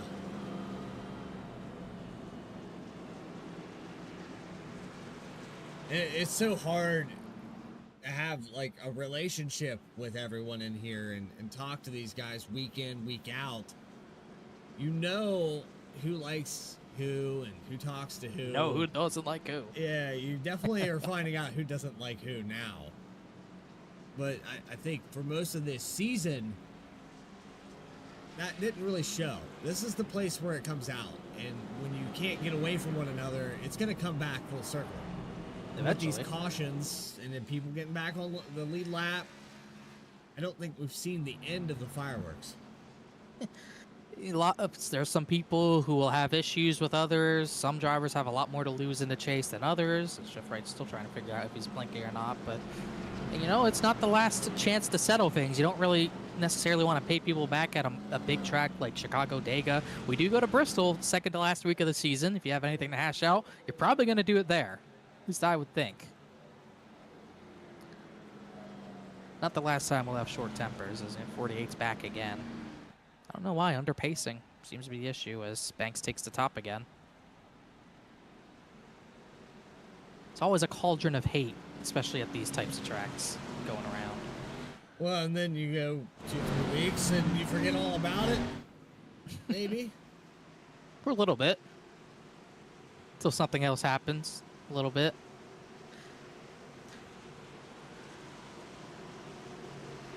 Race car drivers remember everything. We'll carry this on into the postseason, but for now we still have 2 regular season races left in season 6. Saturday night Racing League, 40 laps to go when we take the green. Joshua Banks gonna try to get the jump. Another great one. I mean, there's not much Jeff Wright can do if he goes early in the box, but that time he waited a little bit longer, and it actually hurt Jeff Wright and really helped the 54. Bryce Shoemaker going to get an excellent drive off at turn 2, take over the second spot. It's exactly what the 35 wants to see. He does not want to see Jeff Wright in second place, and that's probably going to change if we get another restart which lane he picks, because the 48 would be on the inside of row 2. You'd almost certainly think he'd still pick the outside. But for the 54, Bryce Shoemaker, he needs to maintain. I know if Jeff Wright gets back to him, he's not going to want to give that spot up. So you could tell 2 tires is loose. You could see it off the bumper of the 35. He had a huge wiggle out of 2, but he kept it straight. But everyone's giving it everything they got right now.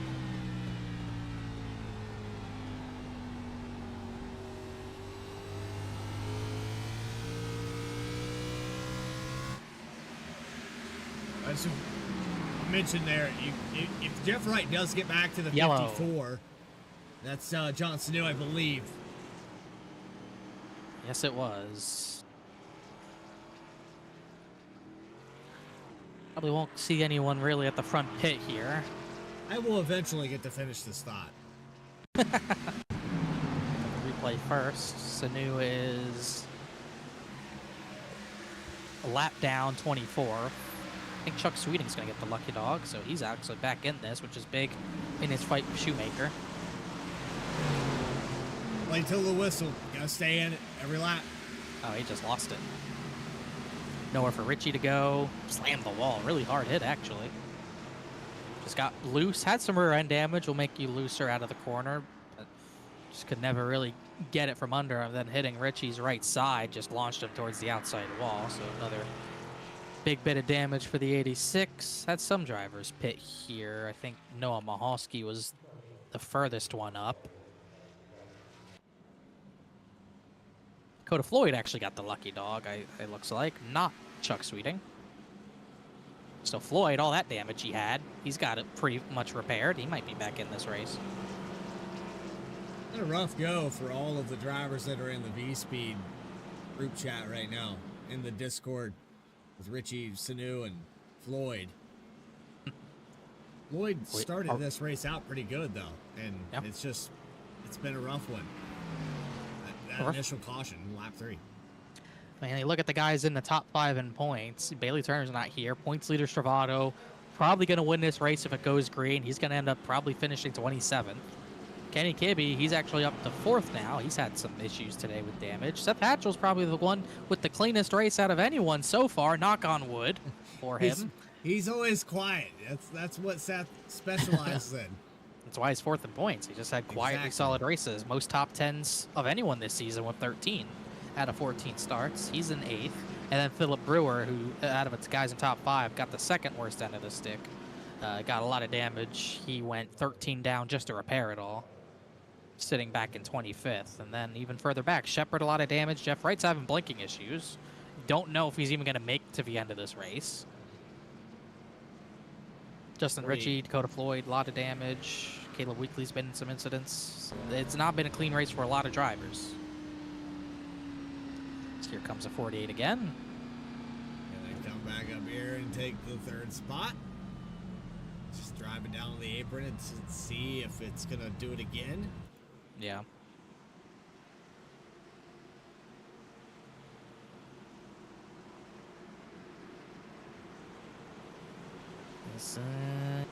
Everyone's trying to lift for him. It's going to make it another jumbled up restart. Yeah, right, might be bringing it to pit road. I think he's just going to drop off because he keeps blinking, which is exactly what Banks wants to see. Green flag.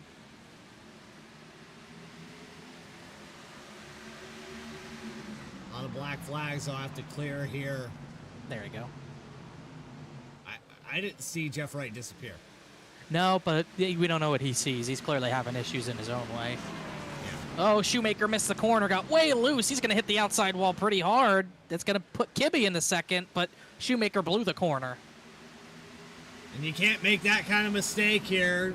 Chuck Sweeney's lurking back there. This is going to be 3 wide through 1 and 2. Everything you got for the next 30. I think that shows how much rear brake he had out in it. It just looked like he went into 3 trying to drive it in deep, and the rear end just came out from under him big time.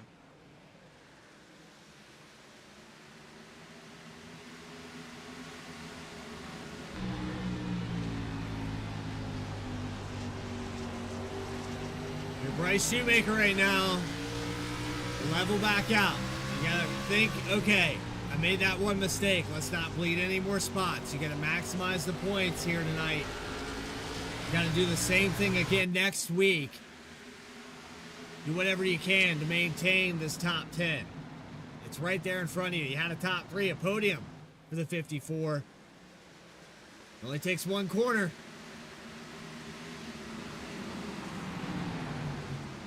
Right now, Banks is untouched. 2 tires looking like the move right now. He is 10ths faster than Kenny Kibbe, and it's Elliott Butler, Carwile, Horonis. Someone's going to try to find a way past this 14, but that 14 just does not have the pace right now.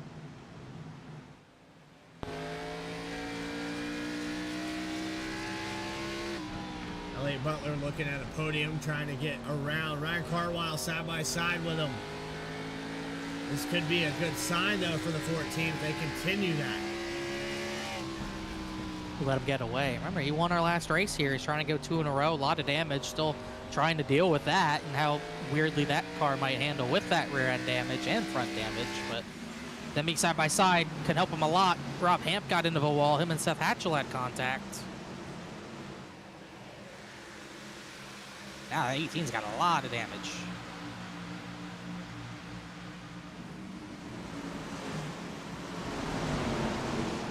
I got a question. Have you ever seen Seth Hatchell retaliate or drive pissed off?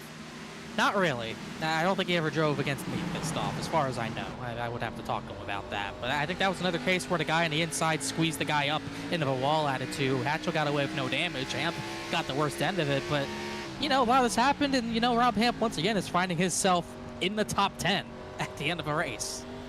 It's another decent run, but he's got a long way to go to hang on to it with almost all 4 corners of that car are knocked in somehow.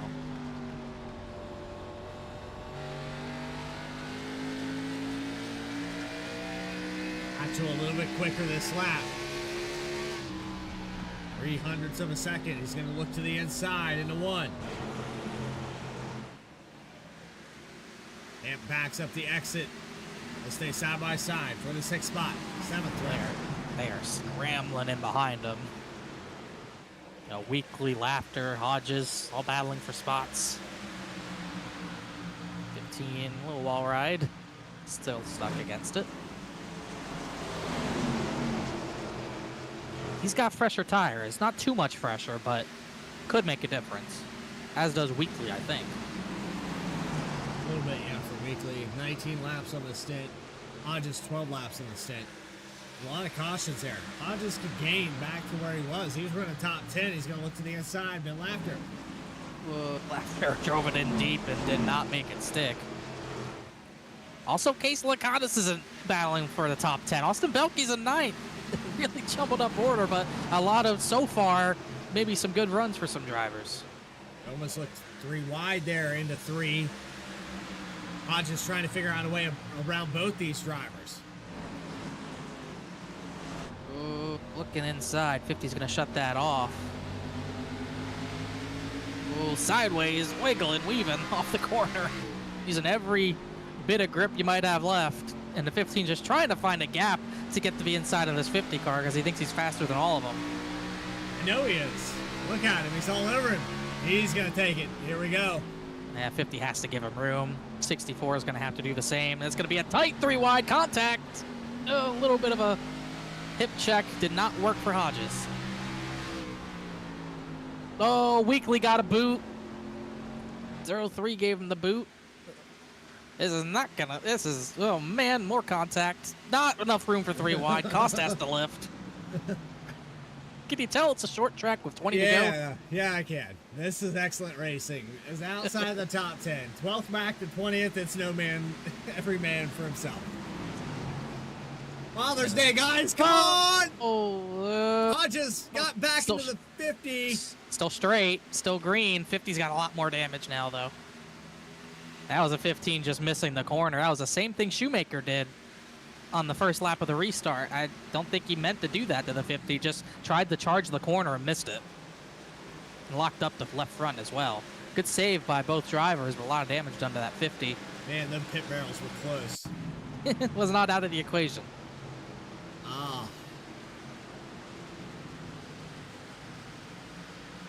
The 15 was just getting frustrated, tried to charge the corner, and right there locks up, almost like Kyle Busch, Dale Jr. Look out for those barrels. He chose to the outside. Good decision. Next is cruising away. Kibbe was a little faster the lap before, but 35 gained it back. That battle for 8th. Oh, Rob Hamp just got turned. He's going to save it. Oh, my gosh. Weekly's on the wall. Now we're really jumping up again. Oh, he did it again. Oh, my goodness. And another save. Oh, my goodness. Rob Hamp. 4 wide. There we go. Nope, we haven't wrecked yet. This is crazy. Rob Hamp is not going to enjoy the 64 for the rest of the season. Okay, here we go.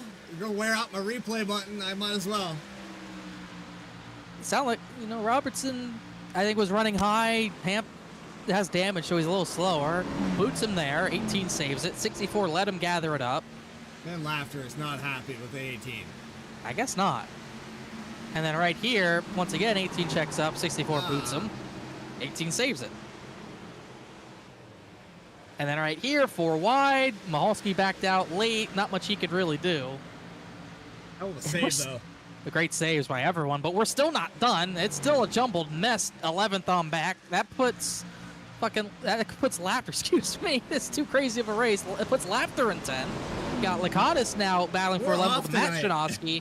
We are, I mean, these guys are off tonight. Look at the racing we're seeing off the rails. Chuck Sweeting's still just trying to get a yellow to get back on the lead lap. He somehow avoided all of it for now. Joshua Banks probably doesn't like what he's seeing because he's pulling away, but they're all over the place. And the 18 of Hamp has been used up quite a few times. Mahalski on the outside, trying to get back up there. Might see contact again. Here goes Mahalski to the inside. 03's been beaten up and battered today as well. Slider out of 4. Crossover by the 18. Back into 1. Ah, a little too high. A little too high, but it worked. He's got, oh, not enough room. Contact. Comes Brandon Wallace. Not for position. One more time on the replay button. We're not done using it, I guarantee you. 11 laps left. That wall kind of helped him rotate, and Hamp just didn't really give him enough room. A little contact there, but 03 got the spot. This is a frantic finish right now.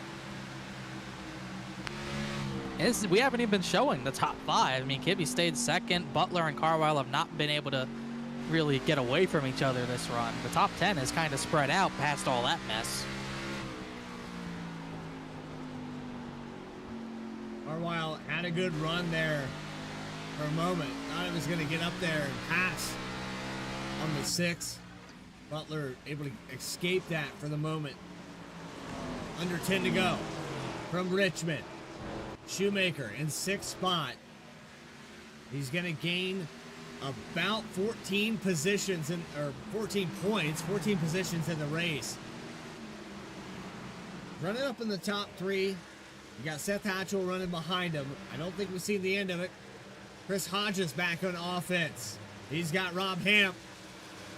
Fireworks are continuing back here outside the top 10. Yeah, battles inside. Look, battles for a top 10. Laughter and Shinosky are pretty close for position. Lakatos cost Floyd all for position. Everyone's sliding off the corners. 86 is trying to get out of the way. 35 just wants to get the white. That is all he cares about. And he's a long way from it. Yeah, this is an eternity. 7 laps and 6.5 to go here in a 3/4 mile racetrack. With the way they're racing everywhere outside the top 5, it could come from any one of these drivers. Looking side by side, that's the 63 max cost for 12th. Another one kind of close to the cut line. Gonna gain points on Sweeting. He might still have a chance next week, albeit an outside chance. I think Floyd's faster than both of them, but he's got nowhere to go. Cars on the wall in the background.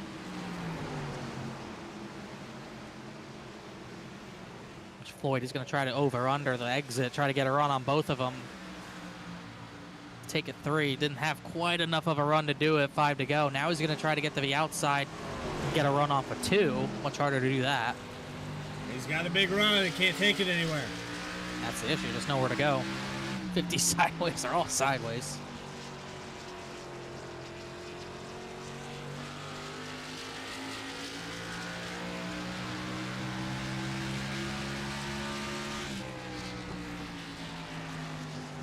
On board with Dakota Floyd. 4 laps to go. Joshua Banks with a 1.8 second lead over Kenny Kibbe. Yeah, 2 tires. I don't know if it's because of Kibbe's damage or those left sides just aren't wearing enough, but 2 tires. Track position, definitely the play. Who knows how different it is if the 48 is able to stay on the racetrack. I don't believe he's actually... he is on the racetrack, but far back in 19. But, you know, if the 48 can stay up there, maybe it's different. But the 35, that 2-tire move was definitely the right decision to try to win the race, whether it happened to the 48 or not.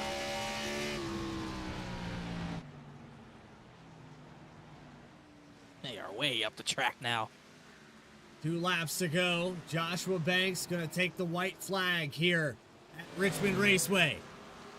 It was 2 races left in the regular season. Multiple different winners, but this week it's going to be a repeat. Joshua Banks, one more time around, 3/4 of a mile. Second to last race of the regular season.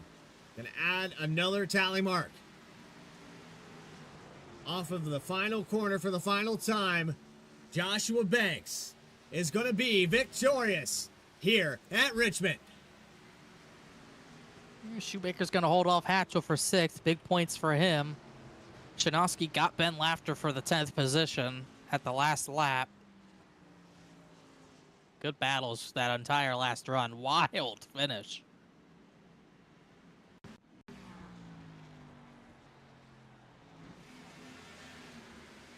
Here's a look at Ben Lafner, Matt Chinoski going back and forth. This is the white flag.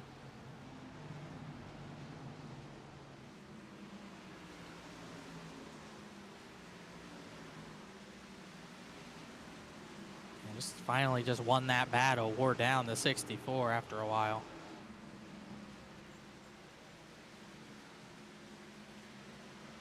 Talking about championship contenders, a lot of them had issues. 35, right on the money.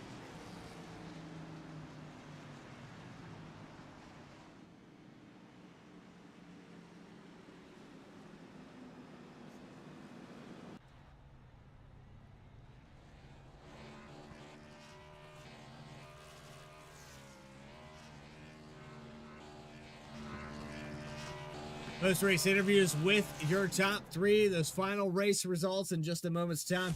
You are watching the Saturday Night Racing League presented by M&J Distributors.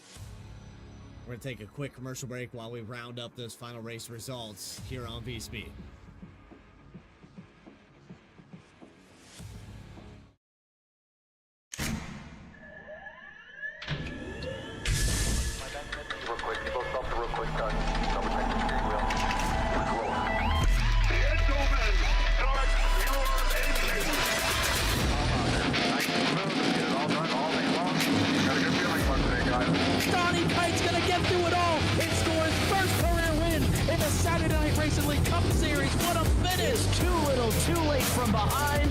Sebastian Marin, your first repeat top split winner of the qualifying series. We knew it was just a matter of time when Hunter Sr. is victorious. Josh Adams taking the win at Iowa. GC Spider Motorsports takes home the 1-2-3 finish.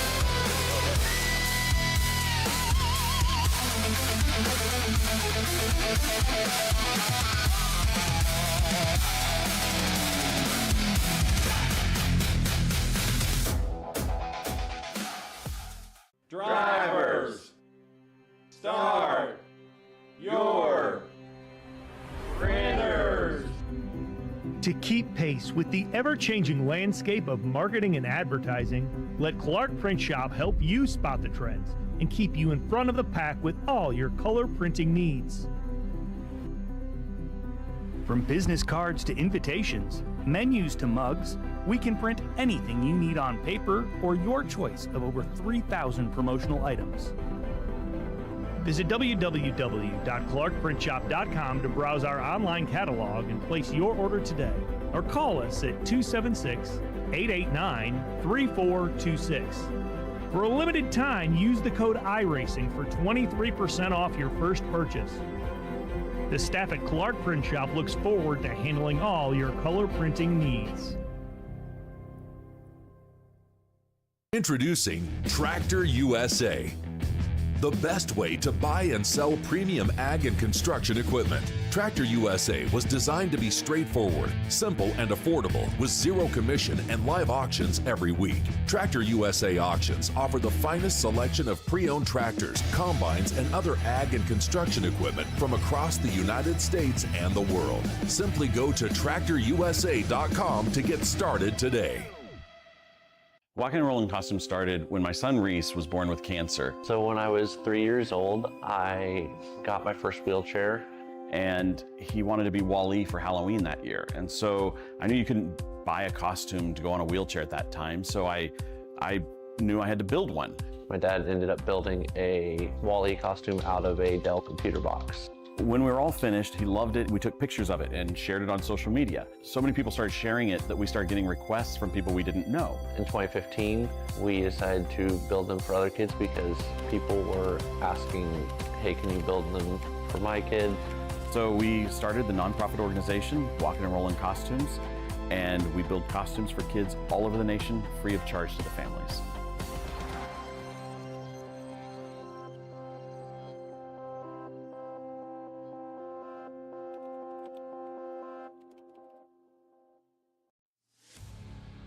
Welcome back here to Richmond Raceway. The fireworks, a little early for the 4th of July. A little early for everything. Summer solstice coming up. I think it's a full moon. I don't even know what happened here tonight, but we saw some crazy racing, and it was a fantastic show. The second to last race of the regular season brings Joshua Banks to victory lane. Multi-time winners in this season. I think it's the biggest that we've had of all seasons. Repeat winners. Remember back in season 1 where we had like 11 different drivers, Connor, and now we're looking at guys that have won 3 or 4. Multiple different wins for Banksy, multiple different wins for what could have been the 33 here tonight. Jeff Wright also in that mix. Haley Turner, I gotta say, this is gonna be a tight championship. I still don't know who's gonna claim this, but it's Banks, Kibbe, and Butler on the top 3. We'll get a word with those drivers in just a moment's time. Ryan Carwile, solid day. 71 ran in the top 5, I think, 90% of this race, so kudos to the 71. Angelo Hirona is going to end up in 5th. Bryce Shoemaker capitalizes on the heartache of Chuck Sweeting. We'll get to him in just a moment, but the 54 with a top 10. Great show. Seth Hatchell, another quiet day, another top 10.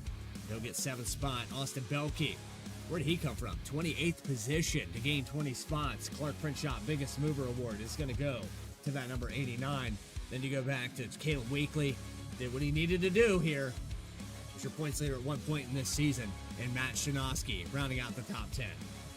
And everyone above Angelo Horonis in points locked in. And unofficially, Shoemaker's gap he needs to make up to Chuck Sweeting is 32 points. So 32 points next week. He needs to make up. Ben Laughter, good run for him. 11th max cost in the 12th position. Nope, it's not Ed Robertson at 64. It's Ben Laughter. The cost gets 12th, one of his better finishes of the season. Dakota Floyd 13th after a tough day. Case Lakatos 14th. Noah Mahalski 15th. Pretty much all these drivers had contact of some sort, whether in the first or last 100 laps.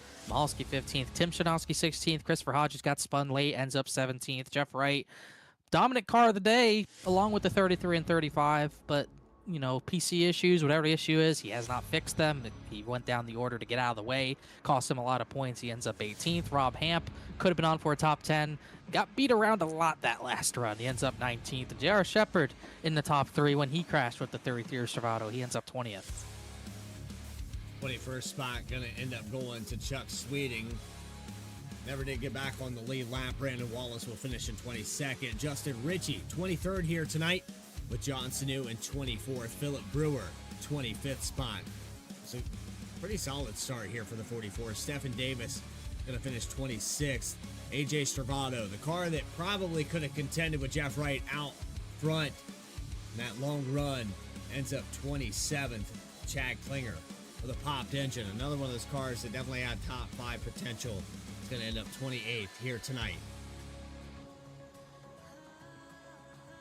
So 7 cautions, 8 lead changes, and that brings us down to victory lane.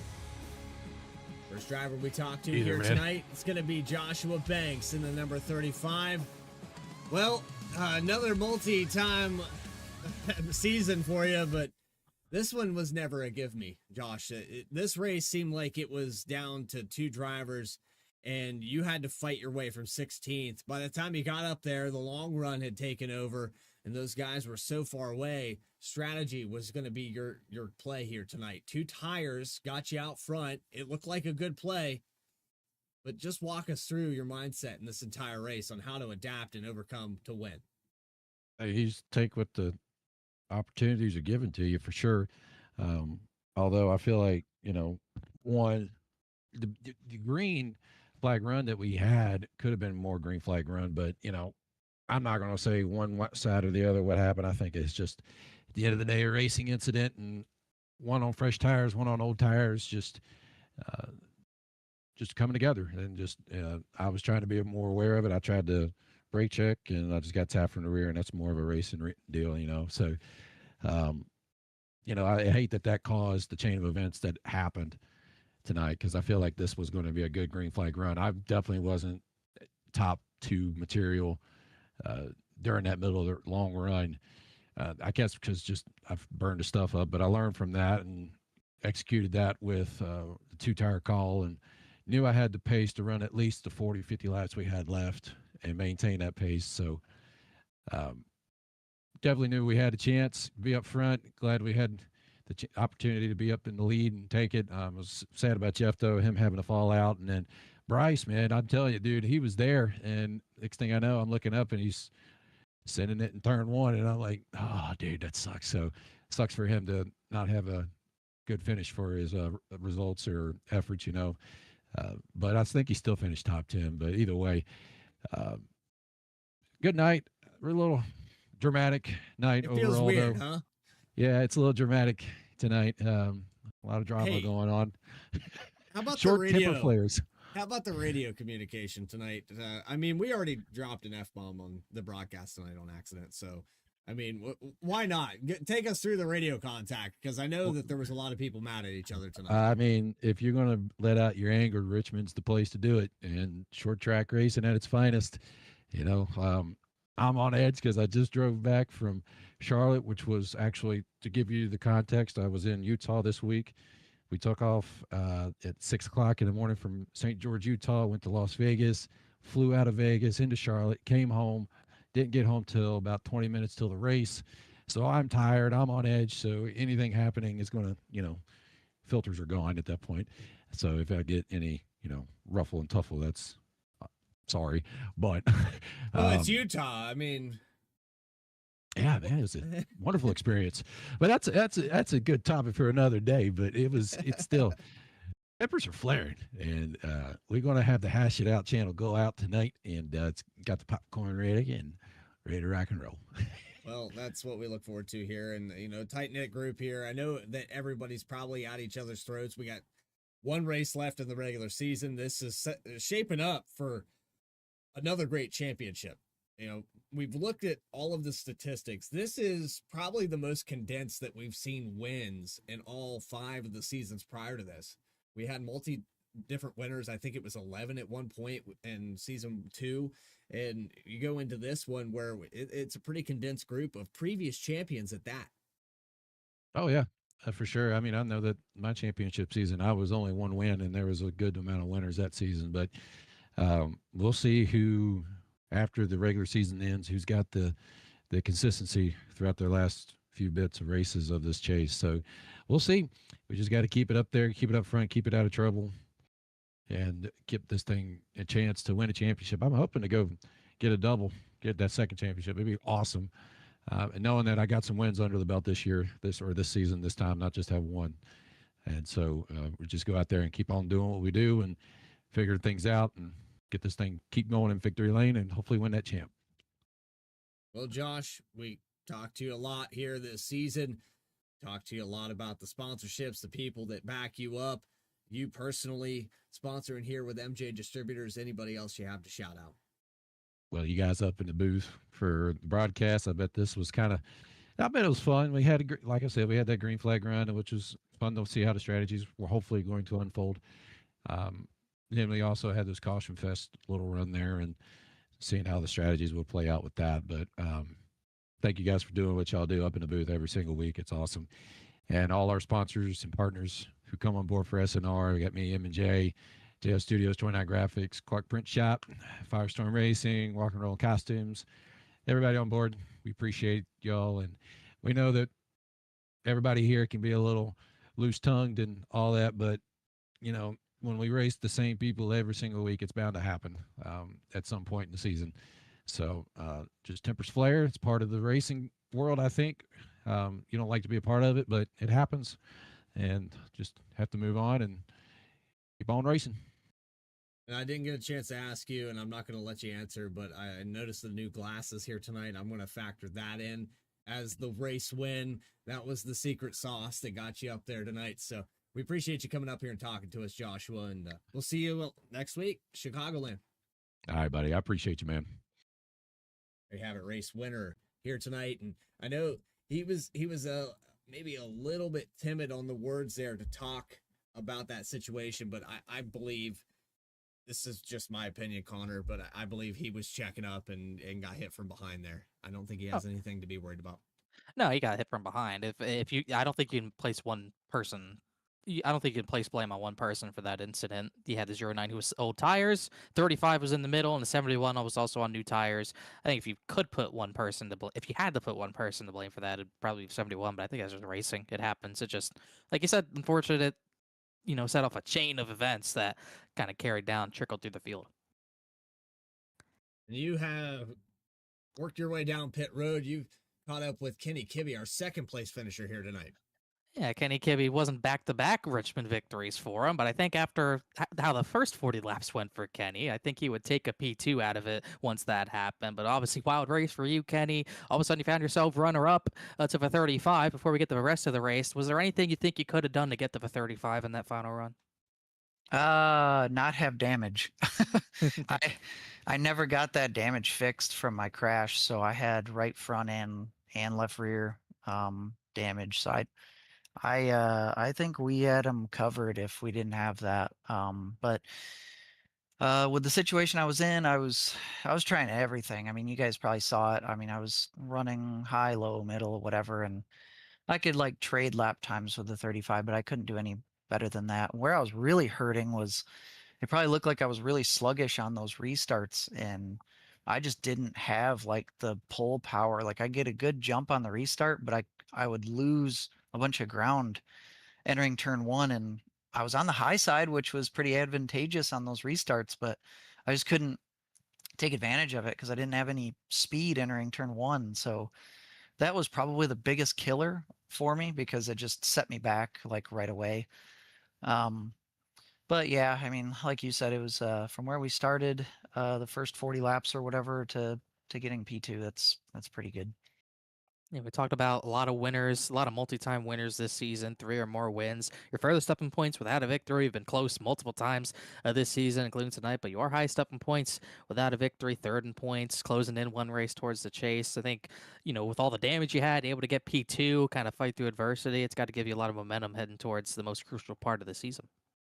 Yeah, I mean, we really needed a good run. We've had multiple weeks lately where either I've made mistakes and cost me spots, or I've just had strategy not go my way, or just something dumb happen, whatever. So it was good to actually, like, even though it wasn't necessarily a clean race, it was good to put together an actual result. I was a bit worried at the time that the caution happened there, the wreck. I was worried that we were going to have another rough race, but luckily we were able to get another a good finish finally. And if we can get back to the consistency that we had last season, I'm pretty confident we could definitely challenge for the championship, because I think the consistency that we typically have is kind of a strength that we have over most of the field. We don't win as much as a lot of these guys, but they're either winning or crashing, and we just run well. Yeah, it seems like when everything can go your way and not get involved in a lot of other people's mess or not create your own, it's usually top 3s, top 5s, whether you qualify at the front or not. Tonight was no different. Able to get top 10 start, get some damage, get the second. So overall, good points day. Could have been a lot worse for sure. And Horizon staying in third in points, didn't move anywhere, but didn't lose anything either. Right next to Bailey for second into points. Maybe get some extra momentum next week. But good run for you. Anyone else you want to thank or shout out? Yeah, I just want to thank everybody at the SNR for coming together every week. And you guys in the VSPEED booth for the great broadcasts every week. And my teammates at JR, Matt, Austin. Brody didn't make it this week, but Tim as well. Thanks to them guys for hanging out in the Discord every week. And my friends and family that like to watch me do these races. And a special shout out to everybody. It's officially Father's Day, being 12:05 a.m. on the East Coast. So happy Father's Day to everybody. Longest day of the year, Kenny. Yeah, certainly the longest race for Kenny with all that damage, it seemingly, but dragged it to a P2. Great run for you, Kenny. Thanks for talking to us. We'll see you next week in Chicagoland. Thanks, guys. 12:05. Well, you know what? At 12:05, we're going to pull up our final interview of the post race. That's Elliott Butler in the number 6. And this guy, man, if you could condense all of the emotions that you have through an entire season, bottle them up and sell it at Virginia, I think this is the place where you'd buy it. Richmond is definitely the place, Elliott. You had everything happen to you tonight, and you found your way to the top 3. Yeah, man, it was quite an eventful night. There was a wreck early on. I thought for sure I was going to end up in, and got through that and had a few good restarts and ended up at the front at the end. Take us back to the beginning of this race. You started back in 18th. You had to pass a lot of cars to get up here into the top 10. And we had that long green flag run that was looking really good. It was shaping up. You were probably going to be, mid top 10 and feeling pretty good about yourself. Then a caution falls in the middle of a pit cycle where you've got some guys that stayed out, some guys that took 2 tires. You got all this scenario at the end of the race, and then the closing rate brings out a caution that just cascades. The race gets flipped on its head. Yeah, I was a little worried at first. It was pretty tough to pass at times, but if you could get the high line rolling, then it wasn't too bad. And when the second caution came out right after that really helped me out because it kind of got me back on cycle. I felt like I could get some tires, and then I think after that was when I had a really good restart. Everybody stacked up on the bottom a little bit, and I was able to roll the top and get a bunch of easy spots, and that really helped my night out. Finish this out with 8 cautions tonight, 7 lead changes. Nothing was a given. It was a free-for-all at the end of this race. Well, I got one final question for you, Elliot. Who put this car in the top 3 tonight? I did, sir. It's nice being up here. I mean, I don't think I've had a top 5 since I've started racing with these guys again. I took a few years off before the couple seasons ago last year when I finally started racing again, and these guys got pretty freaking fast. I'll be honest. It's taken some work to even be competitive with these guys, but it's a lot of fun racing this league. Really like all the guys here. It's a lot of fun, and do want to shout out the sponsors too: M&J Distributors, Walking and Rolling Costumes, Clark Print Shop, and everybody else at VSPEED that helps put this on. Thank you all. This was a lot of fun tonight. Go back and watch it here. Give us a 3 cents there from YouTube, and we appreciate you coming in and being a part of this. We'll see you next week at Chicagoland. Yes, sir. See you next week. Another good track. Should be fun. Next Saturday coming up here, Elliot Butler, a few others, a lot of people here that are looking for their first win of the season, and it's the final race of the regular season. Connor, this race, it's not going to be like the next one. I know that this one maybe had its hiccups, it had its moments, but I think we still saw a solid race. Saturday Night Racing League always putting on a good product. When that last 40 laps, I mean, it was just a dogfight for drivers trying to get a top 10 or 15. The battling in the top 5 was good, but we also had a fair share of strategy. We didn't know if the long run was going to play out. Looked like the 33 is a dominant car. The yellow comes out. We talked about the mixing of strategies, drivers going long, drivers who had already pit. We knew it could be an issue. It kind of proved to be an issue tonight. Flipped the race. Then the fastest cars had issues, not only the 33 and 98, but also the 48 had his own issues with the PC, and then it ultimately still came down to strategy.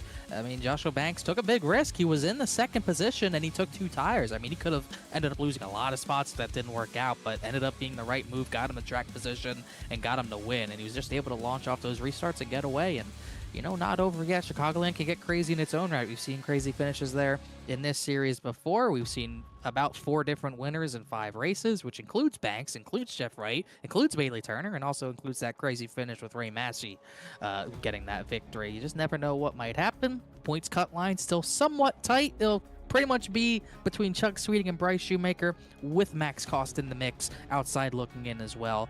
Could be a crazy one. We'll see every groove used. You don't have to worry about that.